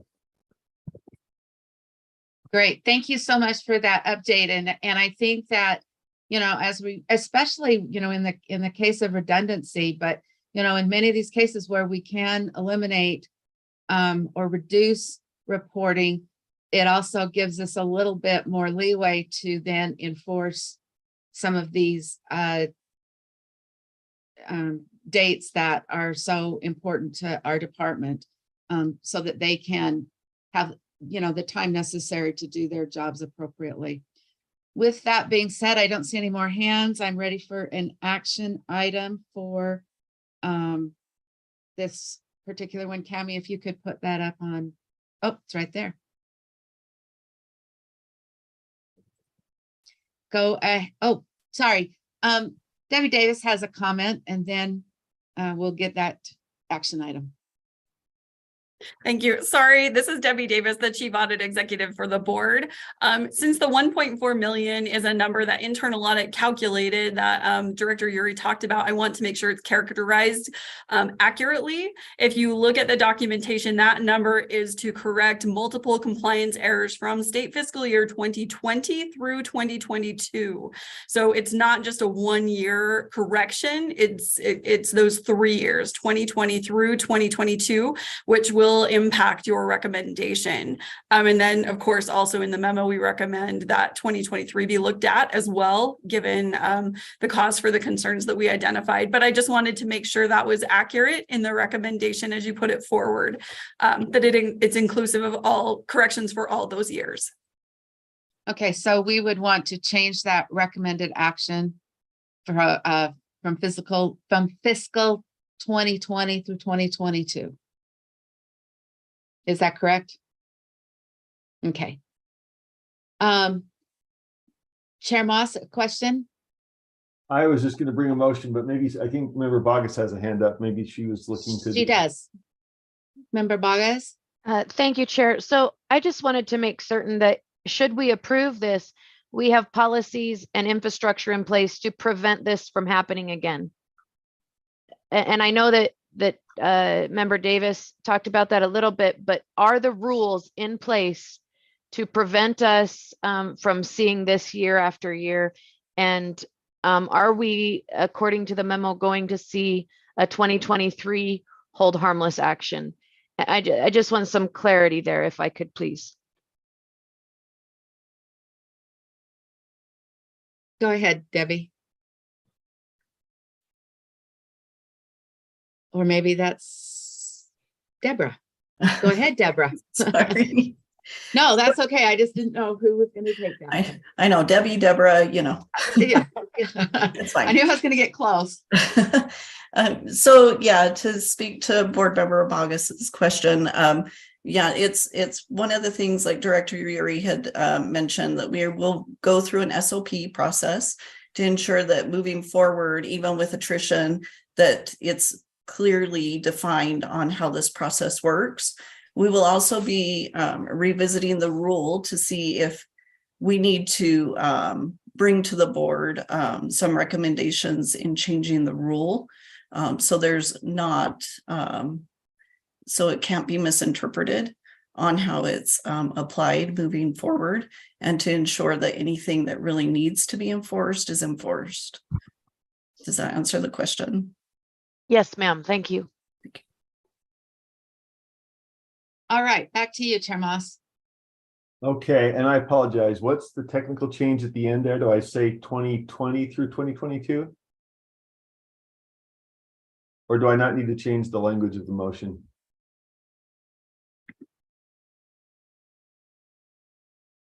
Deborah? I would change it for correcting state fiscal year 20 through 22.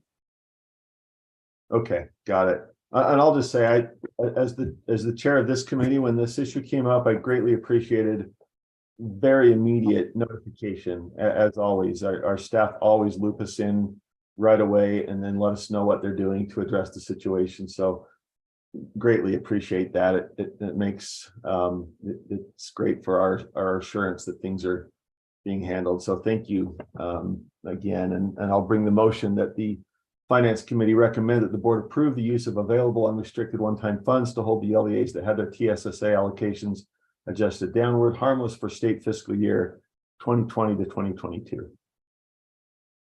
All right. Would you like to speak to your motion? Nope, that's ready to roll. Okay. And any other questions or comments? All right, let's go ahead and record our votes then.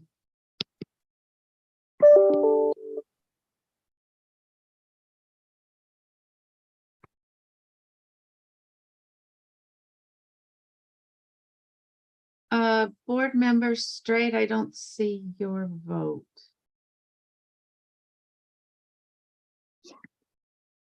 There it is. And I show that that passes unanimously. Thank you, everyone. Okay, from what I can see, we are to our final item of the agenda. Is that correct, Tammy? Maybe I need to move mine down. That is correct. I just Okay. had a text from Deputy Superintendent Stallings asking if we could take a 15-minute break while they finish up in law and licensing and then come back and discuss this one. I have no objection to that. Breaks are always helpful, especially when we are about an hour ahead of schedule. Chair Moss, did you have a comment? Nope, sorry. Okay, I no, that's great. All right, so it is 11:05. Let's plan to be back by 11:20. Thank you. Thank you.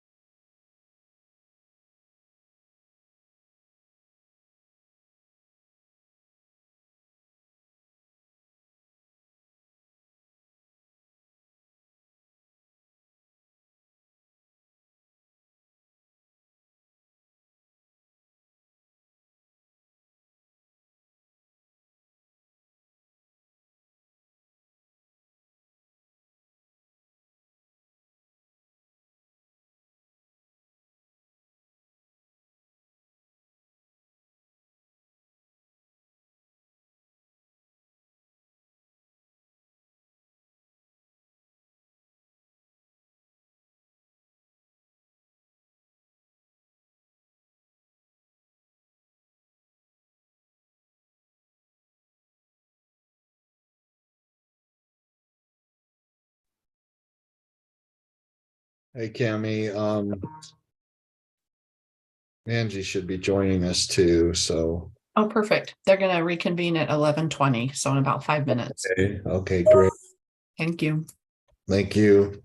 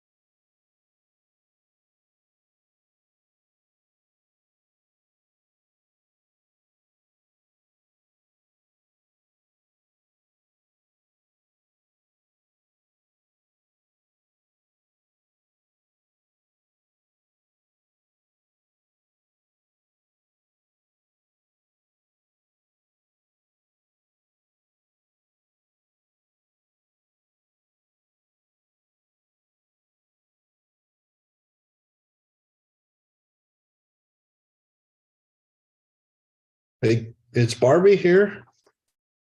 For 407? She was here. Yeah, she was. Okay, I don't see her. Oh, no, I see her now. Okay, got it. Yeah.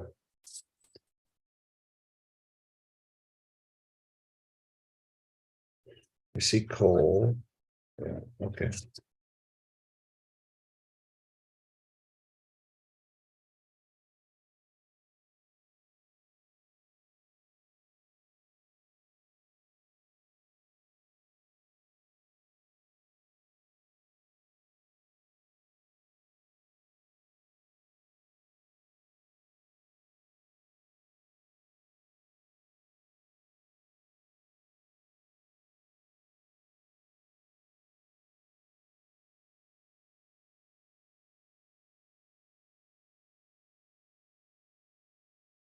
Hi, Angie. We're just on break until 11:20. Perfect. I'm just here, so I'm ready right when they get back.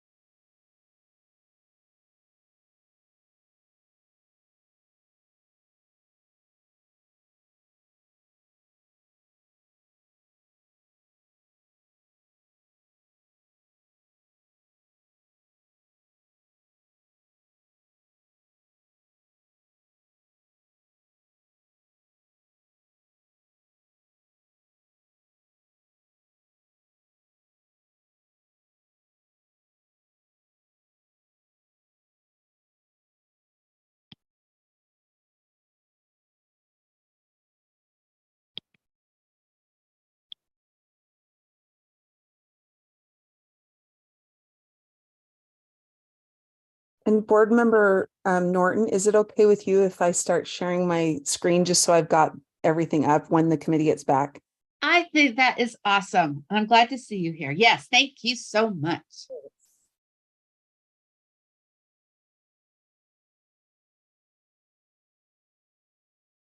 And I'm very happy to report, Deputy Superintendent Stallings, that the fun is still here in finance.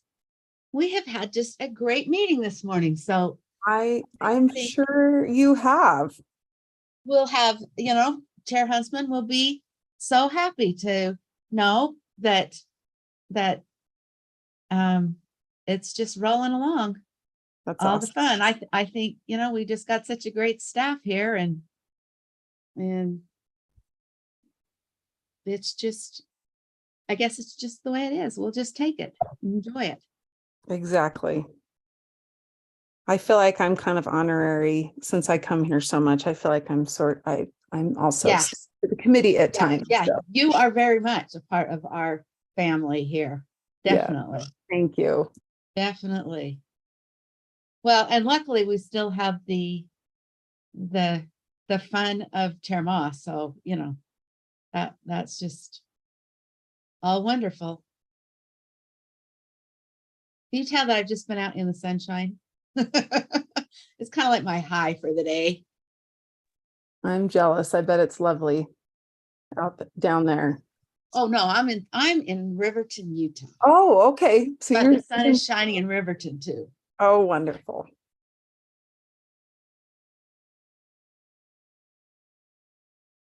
Okay, let's see. I can see that we have board member Straight here, and we've got assistant. Okay, Sam's here. Great. Cindy, I don't know if Cindy's here or not. And I don't know about the other two, so we'll just hold tight. Maybe Cami, if you can see him, you can let me know. Chair Norton, I am here, but Oh, great. half of my head disappears all the time, so I just keep my camera off. I can see your whole head, but yeah, I understand how that goes. There's just those times. I was like, yes. Yeah. I'm like, wow, I'm missing half my head.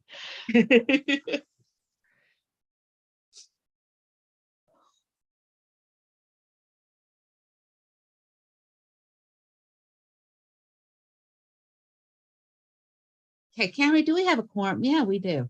I think we do. Yep, we do. I just don't see Board Member Davis yet, Vice Chair Davis. Okay. All right. So our last board item here today is R 277407. It's an action item, and it is an amendment to the school fees board rule. And there is Vice Chair Davis, so that's great. Deputy Superintendent Stallings, should we just turn the time right over to you? That would be great. Okay, I will thank go you. ahead. Thank you. And good morning, committee members. Angie Stallings, Deputy Superintendent of Policy. Happy to be here with you today. We're going to be talking about the school fees rule, and we've got both Barbie Faust and Scott Jones are also experts on this rule as well. So I will provide the overview, but either Barbie or Deputy Jones may also want to supplement. So in general, the reason why this rule is coming before the board, before the committee today, is that the board has a reports and requirements task force. Part of the work of that task force is to look at reporting requirements and other burdens that we may be able to eliminate for our LEAs. And so the first thing that you'll see in this rule, or the main, I apologize, here we are the changes that are in R 277-40714.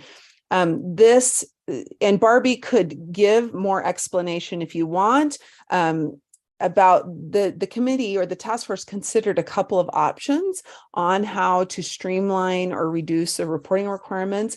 And what the task force recommended is that we eliminate the annual compliance report that was generally due in October, and instead have the LEAs collect the information, which would then be available upon review by staff when they do the essentially monitoring visits. And so you'll see here that it now requires the LEA to collect the information, which will be made available for the monitoring, as opposed to, you can see this, the language that's deleted, previously required them to submit an annual report, which was separate from the annual assurances that also included a check that the school or the LEA was in compliance with school fees laws. So that's the main bulk of why the rule is here today. I just wanted to bring up a couple of other items to your attention, that since we had the rule open, we also asked Barbie Faust and others about any other clarifications that would be helpful. One was to define the term maintenance of school equipment to make it clearer, because it wasn't quite clear before. Also, you'll notice that some language is struck in here about LEAs charging fees for supplemental kindergarten. This does not mean that LEAs may not charge fees for supplemental kindergarten, but it does eliminate this language from here. The reason we're recommending this is because we propose that this language or clarification on fees related to kindergarten come in the kindergarten rule, which we would work on this spring. And also because of so many changes that have occurred recently with our kindergarten programs, and also we anticipate there could be changes this session related to kindergarten funding. And so in order to not have it be part of the school fees law, we'd recommend all those provisions come out of this rule and instead be addressed in the kindergarten rule. There are some other changes that were made. For example, sorry, I'm looking for the right lines. We eliminated the language about some of the postings or items that needed to be on a website. And there is one amendment that we did share with Board Member Davis that staff, when I drafted this based on the feedback from staff, I missed. But other than that, I'm happy to answer any questions about the rule. And then Chair Norton, if you'd like, I know Barbie Faust could give additional details on the recommendations or the presentation she gave to the task force, or we could wait and see if it comes up. And then of course, Deputy Jones, both the two of us supported the board in 2018 when they had a task force. And so we have a lot of background knowledge on why the rule is where it is today, and happy to support the committee in their discussion, however you see fit. Okay, let's get that discussion started. Board Member Bogus, go ahead. Thank you, Chair Norton. So Deputy Superintendent Stallings, I'm wondering, wouldn't it be prudent to wait to pull some of these lines until after the legislative session when we're going to see this kindergarten rule spring forth? I'm just wondering if we don't get lost in the crazy, and if we did it all at the same time and brought both rules forward at the same time. It just seems to me that that would be a more prudent and efficient way to execute that. That is, Chair Norton, may I respond? Yes, go ahead. And thank you. Yes, and of course, that is absolutely at the discretion of the committee and the board. I will say that in many ways, the changes to the school fees rule are a little bit more urgent in the sense that we are attempting to eliminate the reporting requirements, which will influence if the board takes or committee and then the board eliminates this compliance annual compliance report, that will influence what happens with the annual assurances, which we'll be discussing in a couple of months. The kindergarten part, personally, I think that by striking these lines, it does not change anything legally, because LEAs were charging for fees for supplemental kindergarten. I apologize, I'm scrolling back to the language. I had it there before, and so please close your eyes. That language, even before it was inserted into R277407, LEAs were charging fees for supplemental kindergarten. And so I'm not sure if this was the language you were referring to, or if it was about the report, but I believe it was the kindergarten part. The reason why we also recommend taking it out of the school fees rule is because this rule is very dense and heavy. And each time we bring it forward, it tends to elicit a lot of debate. And so on one hand, we're kind of in this space of trying to move things along with the reporting requirements, and bringing it up again in the spring, it could just be a big discussion versus focusing this language in the kindergarten rule, which is where it may best fit. Okay, thank you. Vice Chair Davis. So the things that we see before us were recommended by the auditors to the Reports and Requirements Task Force, not only an outgrowth of those members. So I think that's important to note for a variety of reasons. We can talk more about those if we need to, but so I have an amendment of my own, and then I have an amendment that's just putting a few things back in that when this draft was created inadvertently got crossed out. So Chair Norton, do you want us to put a motion on the floor first that's the recommended action motion, and then do you want these amendments, or do you want us to just start amending the rule and then go back to the main motion as amended procedurally? Maybe. I think probably I mean, I'm open to suggestion, but I'm thinking it might be better to just make your recommended action and then go from there, unless you feel that that's maybe, because I don't know exactly what you're going to do here. I don't know which you feel would work better, but do you think it's going to be better to put the big frame in place and then fill in, or to do step by step until we have? Can we ask Deputy Superintendent Stallings, because she's got a lot of procedural, would that be the best thing to do? I think that's a great idea.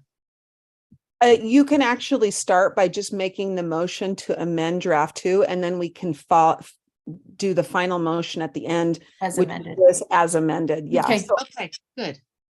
So I'm learning. Can I move forward then, Chair Norton? Thank you. Please do.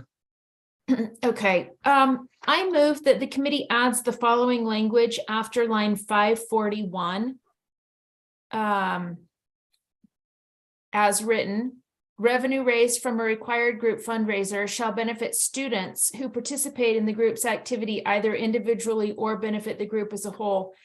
Revenue described in subsection 3B may be used to purchase supplies used by the group or to offset fee waivers.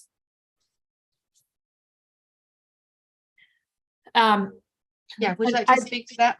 Yeah, I would like to speak to it. I had a coordinator representative of all the music teachers in the state talk with me and just say that the way that we're working with these school fees rules makes it really difficult to have any kind of flexibility as far as using funds. And for example, if you have a group fundraiser, how we're monitoring right now based on something in code that we just found. And actually I need to add something to my amendment that says, and seek change to code also. But we're saying that if you participate in a group fundraiser, then the money has to be spread 100% equally among the students that participate in the fundraiser. So for example, let's say that you have 10 students that are qualify for fee waivers, and your LEA has provided you a budget, or you have a budget and it covers 8 of those, and you have 2 left. Your choice is to have 10 more group fundraisers, so because you're dividing all the money so individually sparsed, or to tell the music group they can't go to the state competition or what have you, because you have to provide for the waived fees. So what this amendment would do is provide some flexibility. I mean, I had originally thought of doing something like up to 50% or this or that or the other, but really this just gives some flexibility. They can divide the money across the group participants, where they can also use it to benefit the group as a whole, which is the language that was in the permanent injunction before the code was ever made. And the language in the permanent injunction says that it benefits the group. It does not say it has to be divided out equally amongst every member of the group. That's probably enough for now, but Andrew, do we need to add in after fee waivers, do we need to add in there and seek code change to reflect these changes? So Chair Norton, may I respond? Please. Yes, thank you. I would recommend that first you vote on this motion to amend, and then if that passes, I mean, unless you want to make the contingent, I think it's cleaner to separate it out, because once it goes to the full board, you'll have the motion to pass draft 2 as amended, which will be draft 3 on second or final reading. And then you would want to have potentially, I would think it makes it cleaner to have it as a separate motion that the board requests staff work with the legislator to amend Utah code provisions related to group fundraising. May I give some background as to the why board member Davis is suggesting this? Chair Norton, is that okay? I would, yeah, I think that would be helpful. So a lot of the language that's in our board rule is also repeated or just a little different in Utah code. So in Utah code, it states, it defines fee as including fundraisers. And then there's a separate provision that states that LEAs may only charge fees to benefit the student. So like 1-to-1. So if you charge a fee for $100, the LEA needs to show that those $100 benefited the student or went to support that student who they're charging. When you get into fundraising, for many reasons, the task force and others recommended that fundraising dollars or a fundraiser be included in the definition of a fee, because in some ways, when you require students to fundraise money, it is essentially another way of charging them a fee. If you say, well, you need to fundraise money up to $200, you're essentially charging them a fee. So to make this, and I don't want to make this too complex, but I think there's a way to do it in our rule where we say, except for a group fundraiser, individual fees may only go to benefit the student. So what we're saying here is that in group fundraisers, right now, the implementation has been that the group fundraiser dollars have to benefit the full group, and you can't use it specifically to support, individual students. But when I looked at the rule, Barbie reminded me the same language was also in Utah code. So what we'd recommend is that we can, in conjunction or at the same time that we're getting ready to approve the rule in February, that we also work with a legislator. I know that Representative Strong has a bill open on school fees, so we could reach out to him to just amend the definition of group fundraiser, or to put in an exception for group fundraisers that it could benefit certain individuals and not necessarily the whole group. So hopefully that clarifies the why behind the second motion. Okay. Let's go and ask or call on a few more board members who have their hand raised and see if that clarified. Board member Bogus. I thank you, Chair. Just as a point of clarity, the way this reads to me, and I could be wrong, is that you have a group of, let's say, just 10 students. They're fundraising for a special activity not required as a part of the curriculum, and it costs, let's say, a simple number, $100 for each student to go. The group needs $1,000. They're going to do a fundraiser, or kids can pay their $100. That's what I'm seeing in my head. And the way this reads is that students 1, 7, and 9 can refuse to engage in the fundraising process, yet still benefit from the efforts of the group.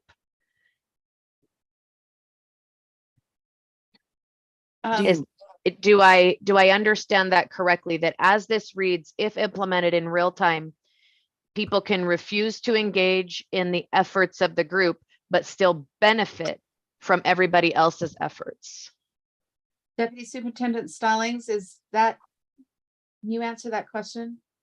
Yeah, and Barbie may also need to support, but it's not this language, not the amendment that's doing that. And so to answer to the explicit question, Board Member Bogus, this amendment is not doing that. But I think what you're referring to is probably the language above where this will go and where it talks about the fundraising policies. So Barbie, it looks like she has her hand raised. I might defer to her to clarify on that.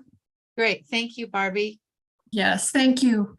Fundraising is a very complex part of school fees. It kind of convolutes everything, and it touches so many parts of the rule that just changing the definition may not be enough to get the desired effect that you want. And your question about group fundraising. Required group fundraising, the funds are used to benefit the group. So how they're supposed to do it is they take the money raised and it goes to lower everybody's fee. A student that is on waiver cannot be penalized, or another student cannot be penalized for not participating. They still get benefit of the group fundraiser because it benefits everybody in the group, but they can be penalized participation, not being a member of the team, but participating in the activity for which the funds were raised. So in the instance of going to, say, on a trip, everybody is required to do the group fundraiser. They raise $10,000. You have maybe 2 or 3 students that didn't participate in the fundraiser. Those 2 or 3 students you could say, okay, well, you cannot go on the trip because you didn't participate in that required group fundraiser. You're still on the team, you're still part of the group, but you can't participate in that activity because you didn't participate in the group fundraiser. Does that answer your question? It does. Is that explicitly spelled out in here? Probably not. Like I said, fundraising, it's really difficult because you have so many different scenarios for fundraising.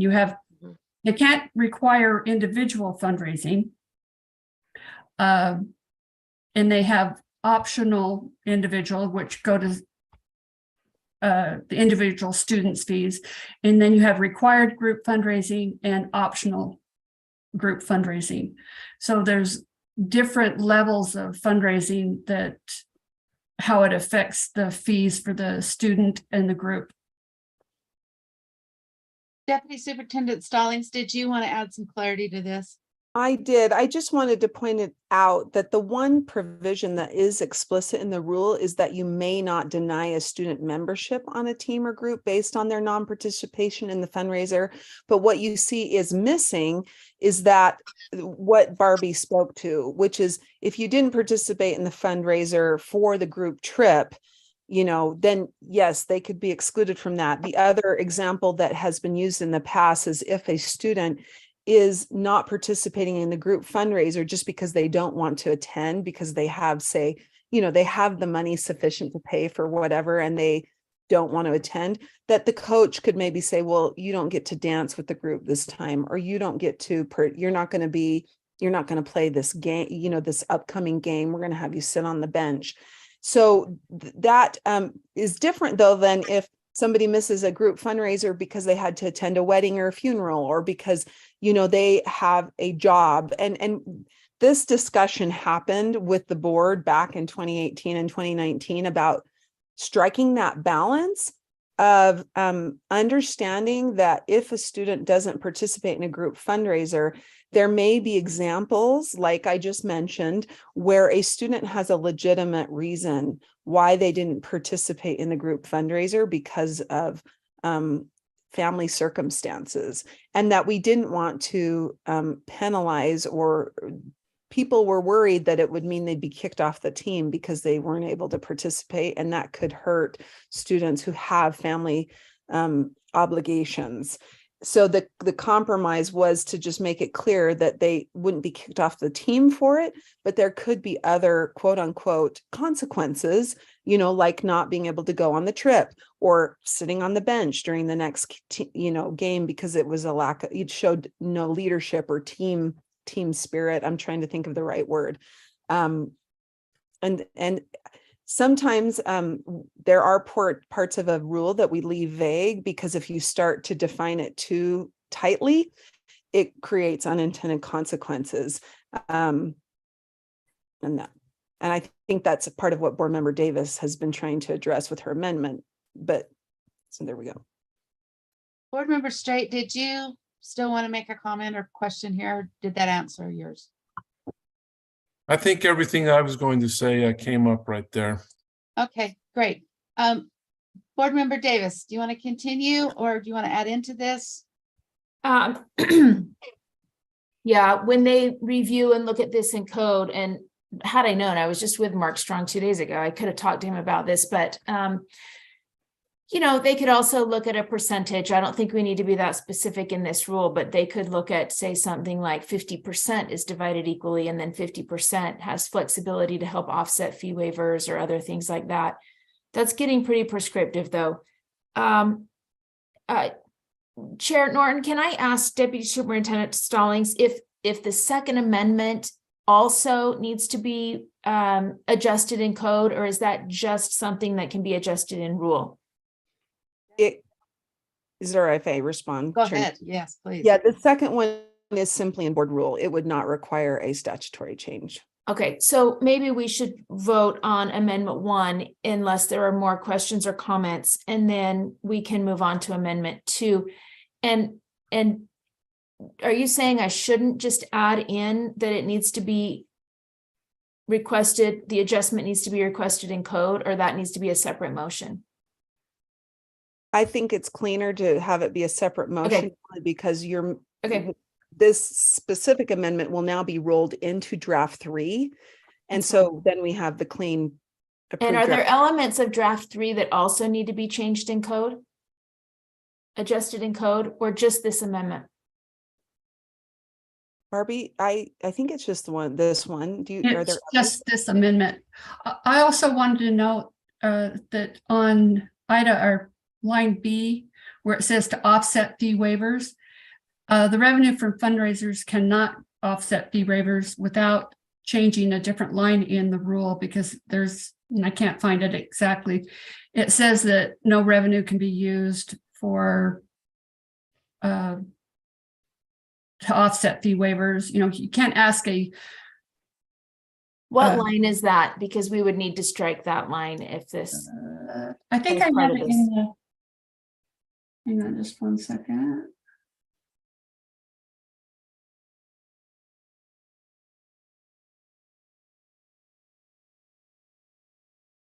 It is line 440 to 443.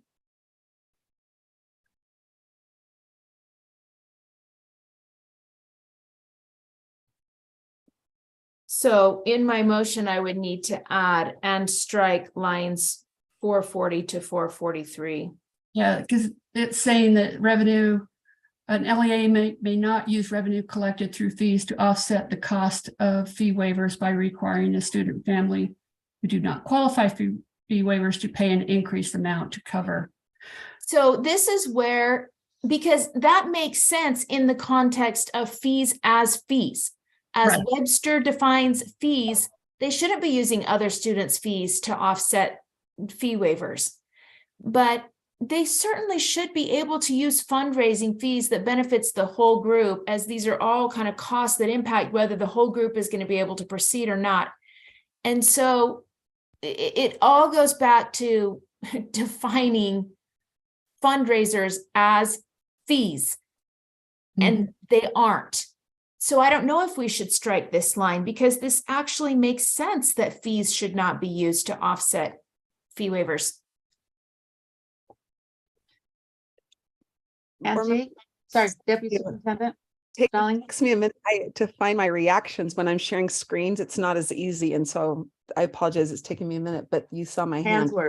I would recommend we actually amend that language to put except as provided in subsections 2B and then create a new 2C that makes that exception only for group fundraising revenue. So I can draft that quickly. That way, as you mentioned, Board Member Davis, I think the concept is you don't want to have to charge 6 students $150 because of 3 students who are qualifying for fee waivers, when really the fee is $100 per student. If Absolutely. We're using that was absolutely. If we do that, we're going to undermine the entire task force, permanent injunction, everything, and we can't do that. So are you saying we should add a line 444? Yes, so I'm going to draft it really quickly if you'd like. If you want to wait, I can hurry and draft it and we'll make it part of this amendment, or you could vote on this amendment and then I will do the other one and draft it while you're voting. It's up to you.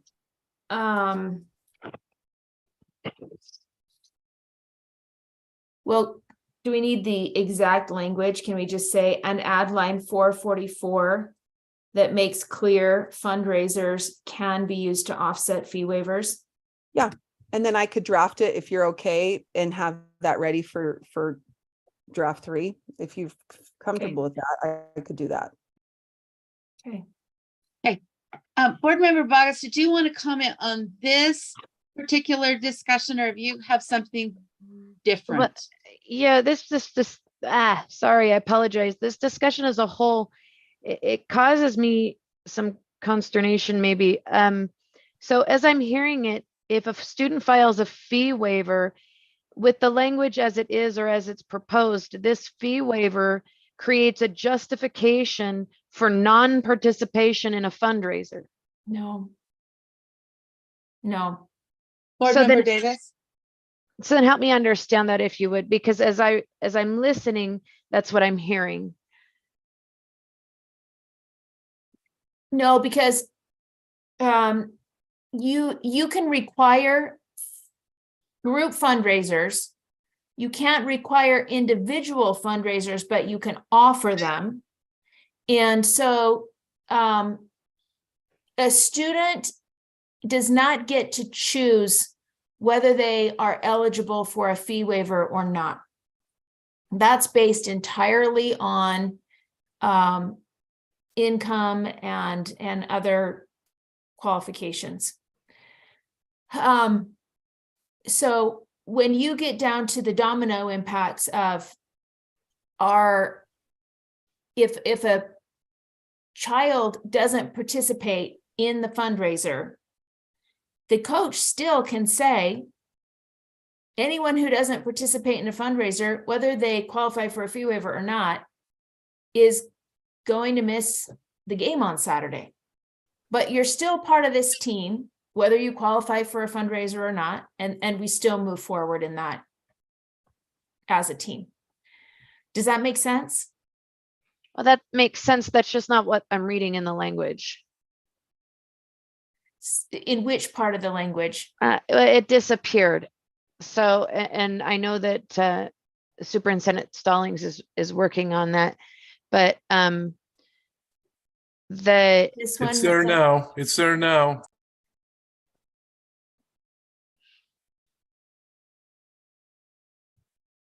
maybe it's this language. Maybe it's the suggested language. Chair, may I add clarification? That would be helpful. Thank you, Barbie. You're right. If a student, and this is any student, chooses not to participate in the required group fundraiser, they still receive the benefit of the funds raised, but they may be limited on participation for the activity for which the funds were used or are going to be used. And that's a may, not a shall. Correct. But this isn't just specific to students on waiver, because the coach shouldn't know who is on waiver and who isn't. So if they have a student that chooses not to participate in the required group fundraiser, then the coach can say, well, you didn't participate, then we're going to limit your participation on going on the trip or playing at the competition or whatever.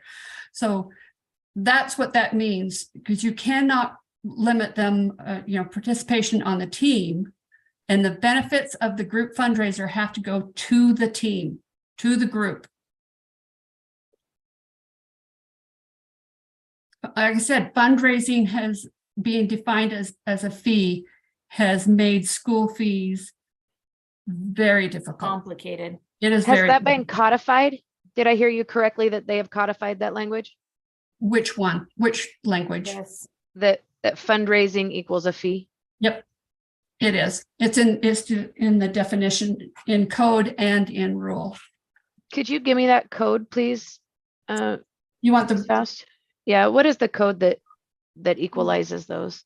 53G 7503. And in rule, it's 407. Let me get back up to the top. 407 4072. It's on line 39, 4B.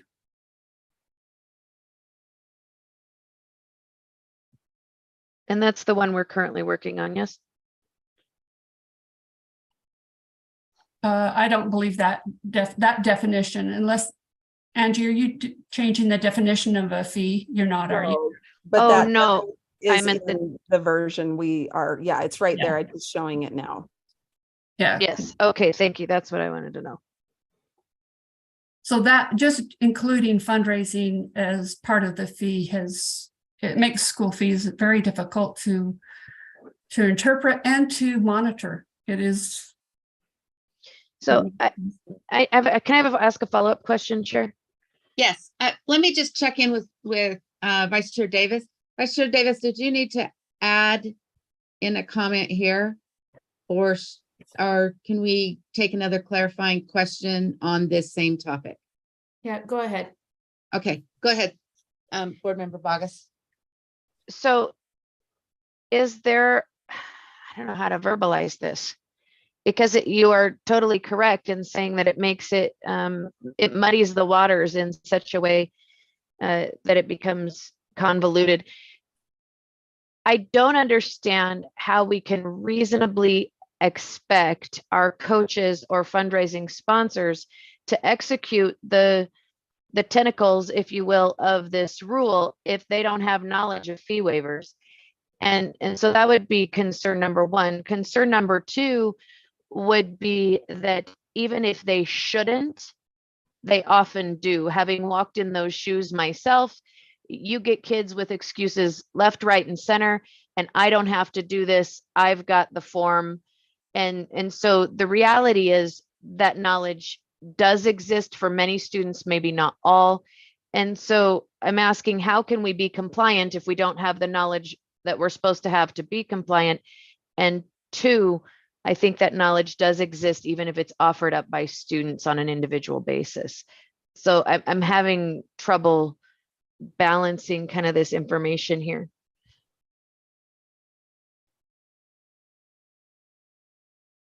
Board Member Davis. You're preaching to the choir, sister. I mean, we've been this is exactly, these are the things that we've been saying for 4 years now. But argument. Yep. Yeah, but I will say, I do think our schools, 4 years ago, their heads were just spinning like crazy. And I do think we have gained a lot of ground in training and explaining, and there's a certain amount of pendulum swinging, because historically what happened before is we were kind of nodded by the legislature. Fees were used as a fourth prong of funding, really, and we were just told to let it be, even though there was a permanent injunction that said otherwise. Then an audit came back out and said, you are not incorporating the permanent injunction, and head beating. And so we I swung the pendulum pretty far the other way. And now, like as Chair Huntsman used to say, as we learn, we adjust our sails. And I think we're learning some things. And one of the difficulties of the way the pendulum swung this way, it put some good things into place for students. One of the difficulties is this defining fundraiser and fee the same way. And certainly, I think, Board Member Bogus, you're accurate that our teachers need a knowledge of fees and all the requirements, but especially our extracurricular folks in the secondary. I mean, they certainly are getting an education on it. And others who've been doing the training could fill that in more, but yeah, you're right. They do need to have that understanding and have been getting it for the last handful of years. Okay, we are getting close to 12 o'clock and I do not see any more hands. We do have a motion on the table and I think we might need, yeah. Go ahead. Could I make a substitute motion? Would that Hang be on, acceptable? let me just talk with Deputy Superintendent Stallings is being recognized. She had her hand up first. Oh, so I let me just- apologize. Okay. I was just Go going to ahead. clarify that I was able to quickly draft something so you could see exactly what that would look like instead of saying direct staff to do it. Hope. Great. And so that's what's Great. there on the 440 through 449. And I amended the motion as well. Okay, and Can we reread the board motion? member, yeah, let's read the motion and then board member Bogus, if you'd like to make a comment on that. I also have a comment from internal auditor Davis about audits for fees. I move that the committee adds the following language after line 541 and lines 440 to 449 of R277-404 draft 2. After 541, revenue raised from a required group fundraiser shall benefit students who participate in the group's activity either individually or benefit the group as a whole. Revenue described in subsection 3B may be used to purchase supplies used by the group or to offset fee waivers. Lines 440 to 449, except as provided in subsection 2B and 2C. An LEA may not use revenue collected through fees to offset the cost of fee waivers by requiring students and families who do not qualify for fee waivers to pay an increased fee amount to cover the costs of students and families who qualify for fee waivers. C, an LEA may use revenue collected through a group fundraiser. Could you scroll up, please? To cover the costs of students and families who qualify for fee waivers. I would. Okay, board member Bogus.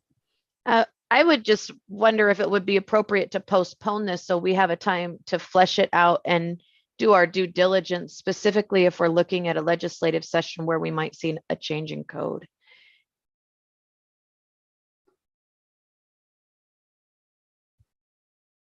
May I speak? Yes, please, ma'am. One thing, we wouldn't pursue legislation unless a motion is made to that effect. So first thing, so a motion would need to be at least a motion to direct staff to work with a legislator. And that's all I just wanted to clarify. Deputy Superintendent Jones. Yes, if at all possible, if we could move forward on this, the situation or issue is that there's a lot of, I guess, delay or pause. I mean, if it's okay if we wait another month, but we're really trying to make sure that this gets clarified because there are a lot of processes going on in the fundraising arena right now. And if we don't have a rule in place that makes it hard for us to monitor or really just support the LEAs in ensuring that they're clear on their, left and right limits, so to speak, as it goes to fundraising. The longer we take to do this, the more it extends out our ability to support the LEAs and clearly defining, fundraising and then, these amendments on this too. So, I mean, if Barbie can live with another month, that's great.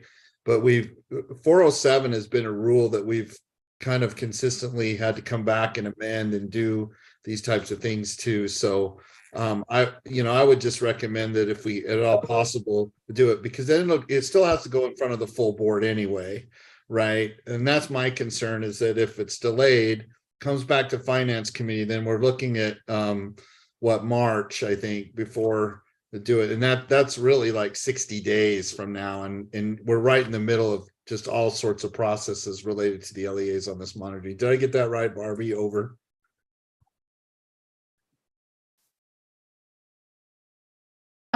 Yeah, we're kind of in the middle of doing monitoring, but right. I may agree to say that it may be best to pause and wait until after the session, because there may be some changes that are going to affect this, that we can maybe do it all together, or it could be the same, that we may have too much to change after the session. So either way, school fees will work around however you guys decide. Vice Chair Davis and then Chair Moss. Yeah, if we were not including a piece that we were asking for code change, I would say we could postpone a month. Heck, I've been waiting for 2 years to get this change, to get this brought back up to committee. So what's one more month? But look, it's impacting people on the ground level. And if we need to request a code change, we've got to do that sooner than later, so that the language and the understanding that the definition between fee and fundraiser is causing problems. And that needs to be addressed sooner than later if we want it to be incorporated into code.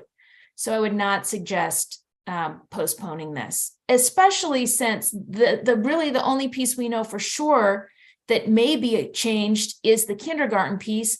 And that language in this rule is completely superfluous because the LEAs can do it or not do it, whether or not it's stated in this rule. So it's that piece is not a good reason to wait. Chair Moss. I was going to say the same thing. I think, unfortunately, we have new board members on this. Just for background, it's something that actually came out of committee up to board and then came back down. So we've been trying to wrestle with this. I hope, all input can be heard today and we can act on it. We do need to make sure we all have an opportunity to address it. It's just, we have sort of had a couple other things that delayed getting this into consideration by the full board. And then we do have the legislative session coming up. Deputy Superintendent Stallings, I saw your hand. Are you still? I changed my mind. You changed your mind. Board Member Bogus. I'm just wondering if we could, and I'm asking Member Davis, could we direct as a part of finishing this up today to work with the legislature to redefine that so that we aren't synonymous in that language? Because our work as a board would be much more fruitful if those were not synonymous terms, because fundraising and fees are not the same. Yeah, may I respond, Chair Norton? Please. I was thinking the exact same thought, Member Bogus. I'm wondering if this amendment needed to have language in it that fee and fundraiser are not defined the same way, or if the definition here would inherently cause that change. May I respond? Please. I'm not fully understanding the process there, but I think we're in agreement. Yeah, totally. That as long as this includes language that would trigger legislative action, I would support it. Having been a secondary teacher, this gives me lots of pause. I'm going to shut up now. I apologize. Deputy Superintendent Stallings. Thank you. The one thing I just wanted to clarify, so the language here, I would say, is kind of not a Band-Aid, but it's a temporary fix of saying we still have this general principle of fees may not be used to offset fee waivers, and that fundraisers are still kind of in that general umbrella of fees, but it provides the exception. What I'm hearing from both board members Bogus and Davis is a desire to actually do a bigger overhaul and completely separate fee from fundraisers. The one thing I would caution is I think that will take some work and potentially would require some feedback from business administrators, LEAs, et cetera. And I don't know that without some sort of a task force or group to support staff and directing what that would look like or helping to influence what that looks like, I don't know if we're going to be ready to give something that could go into Utah code. So I wonder if we would go down the route of not the Band-Aid, but it's kind of the first step towards that for this session. And then maybe we have a task force, or you could direct staff to work with LEA folks, a stakeholder group to come up with recommendations for the board on splitting those two. I'm channeling Deputy Jones and smooth is fast, or what is it? Slow is smooth and smooth is fast.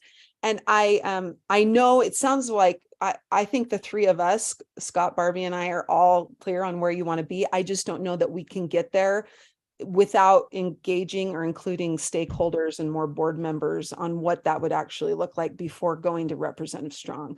But this, I think, is we could take this amendment we have here and translate that into Utah code, I think, this session. easier. May I ask Deputy Superintendent Stallings a question, Chair Norton? Yes, Um, and then let's get, Can we add a conceptual request to the bottom of this amendment that you conceptually explore defining fees and fundraisers separately? So if as much as we get, if this is as much as we get, then this is what we get. But in my mind, I know it's limited. It shouldn't be that hard to define a fundraiser as a fundraiser and a fee as a fee if you read the dictionary. But I know there's a lot of convoluted input that has gone into creating this whole thing. But can we add that conceptually? And then at least you can have the ability to explore it. If it's an easier fix than we think, it can just be defined as such in the rule. And if not, then we go to the whole task force road and all that stuff. I think that right now the motion is broad enough that it says the board requests staff with to work with the legislature to amend code provisions related to group fundraising. And what we could do is talk amongst ourselves part of it would and be see if part we of could go the full way or Sure. whether it's just this midway to begin with. So I think that the current motion, that second motion, is probably broad enough to give us that. And now we know based on your feedback where you'd like to go, and we can see what we can make happen. Deputy Jones, do you agree? Oh, looks like he may have left. he did. Okay, so are you ready to proceed with your motion? Vice Chair Davis? Yes, and then is it possible to extend 5 minutes this meeting so we can get the next motion in? It's very simple and very straightforward. And it's just a fix, a kind of almost a technical fix, but yes. As long as we take into account, we've already extended 10 minutes. Yes, Oh. I move that. Let's get this vote done. Okay. And then we can go to the next one. Okay. So the motion on the board is that down below? Sorry, Yeah. This is what I'm going to do. Okay. I'm going to combine these, and I'm going to read the motion below, and I'm going to say as stated above, so all this writing is included. So can you scroll up? I move that the board requests staff to work with a legislator to amend Utah code provisions related to group fundraising as stated above. And now we vote. Okay. Board members, please record your vote.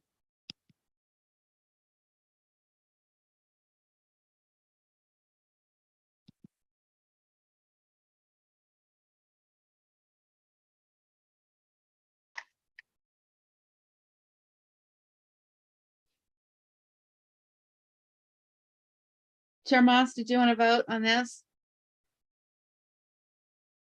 Sorry, I thought I had it up there. Apologize. Okay. Yes. Board member Straight. Question? Yes, did we refer back to Debbie Davis's message? There's a message. No, we didn't. She's just talking that we do have the possibility of an audit.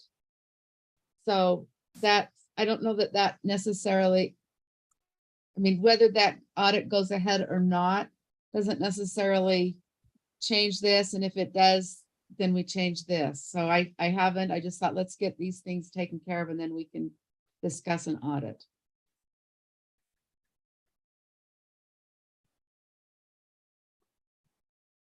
May I ask a procedural question, Chair Norton? Yes, if you can answer it.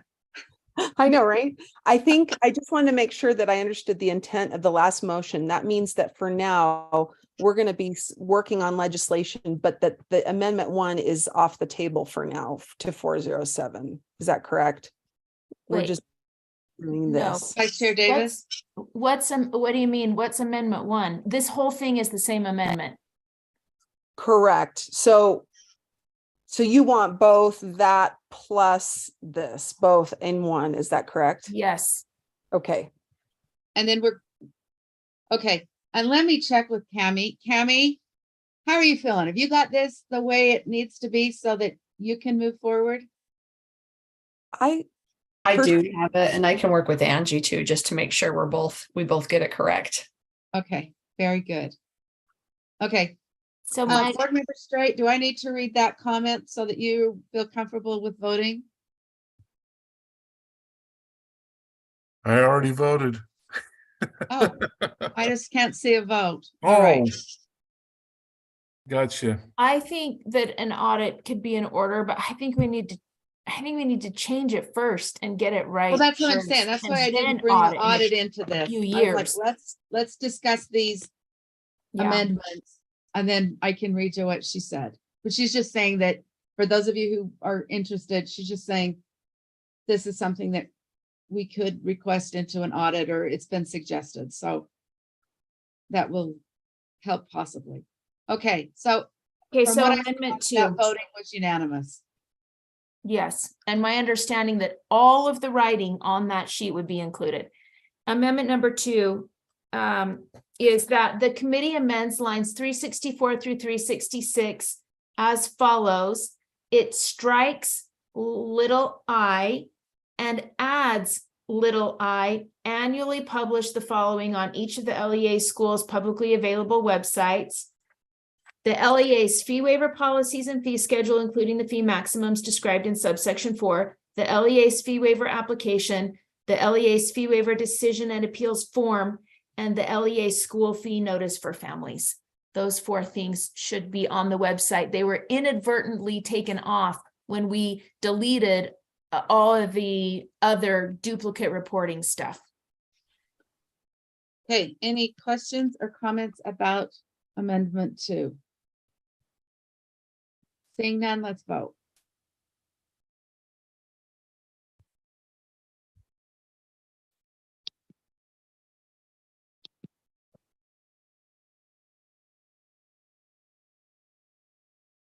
Who am I missing? Okay, that looks like it's unanimous. We all love transparency. Okay, let me just read internal audit generals, internal auditors, executive, Debbie Davis. Sometimes I trip up on those titles. The legislative audit of school fees recommended a broad study or audit of fundraising. Such a study or audit hasn't been done because we were focused on fixing other things, but it is an option. It is an option, though, to get information on decision making. So we do have that tool available as well, and we can bring that up at a later time. All right. Cami, any questions about voting? You got that as well? I do, thank you. Oh, you're wonderful. Thank you, everybody. I'm sorry we went over. We did good work. Chair And- Norton, Yes, ma'am. we now need to do one final motion that the committee approves the draft 2 as amended on first and final reading, because we've now Okay. amended it and now we need to do the final motion. Okay, so now we go back to the final motion. And it has been changed already to show draft 2. Do we have a maker of that motion? I have a question. I apologize. Aren't we on draft 3? It's currently draft 2 as amended, and then I will turn that into draft 3. So draft 2, I will add the amendments in and I will make that a draft 3. And so So when we'll- it goes to final board, it will be draft 3. Correct. So the motion now should be draft 2 as amended on Mhm. first reading, et cetera. And then it will be draft 3 when it comes to the board. You're Okay, correct. thank you. Thank you. I can do it if you, or Jim's got his hand Yeah, up. go ahead. Thank you. Either way, I was just offering to do it. I move that the committee approves R277-407 draft 2 as amended on first reading and forward to the board for approval on second and final reading. All right, board members, will you please record your vote?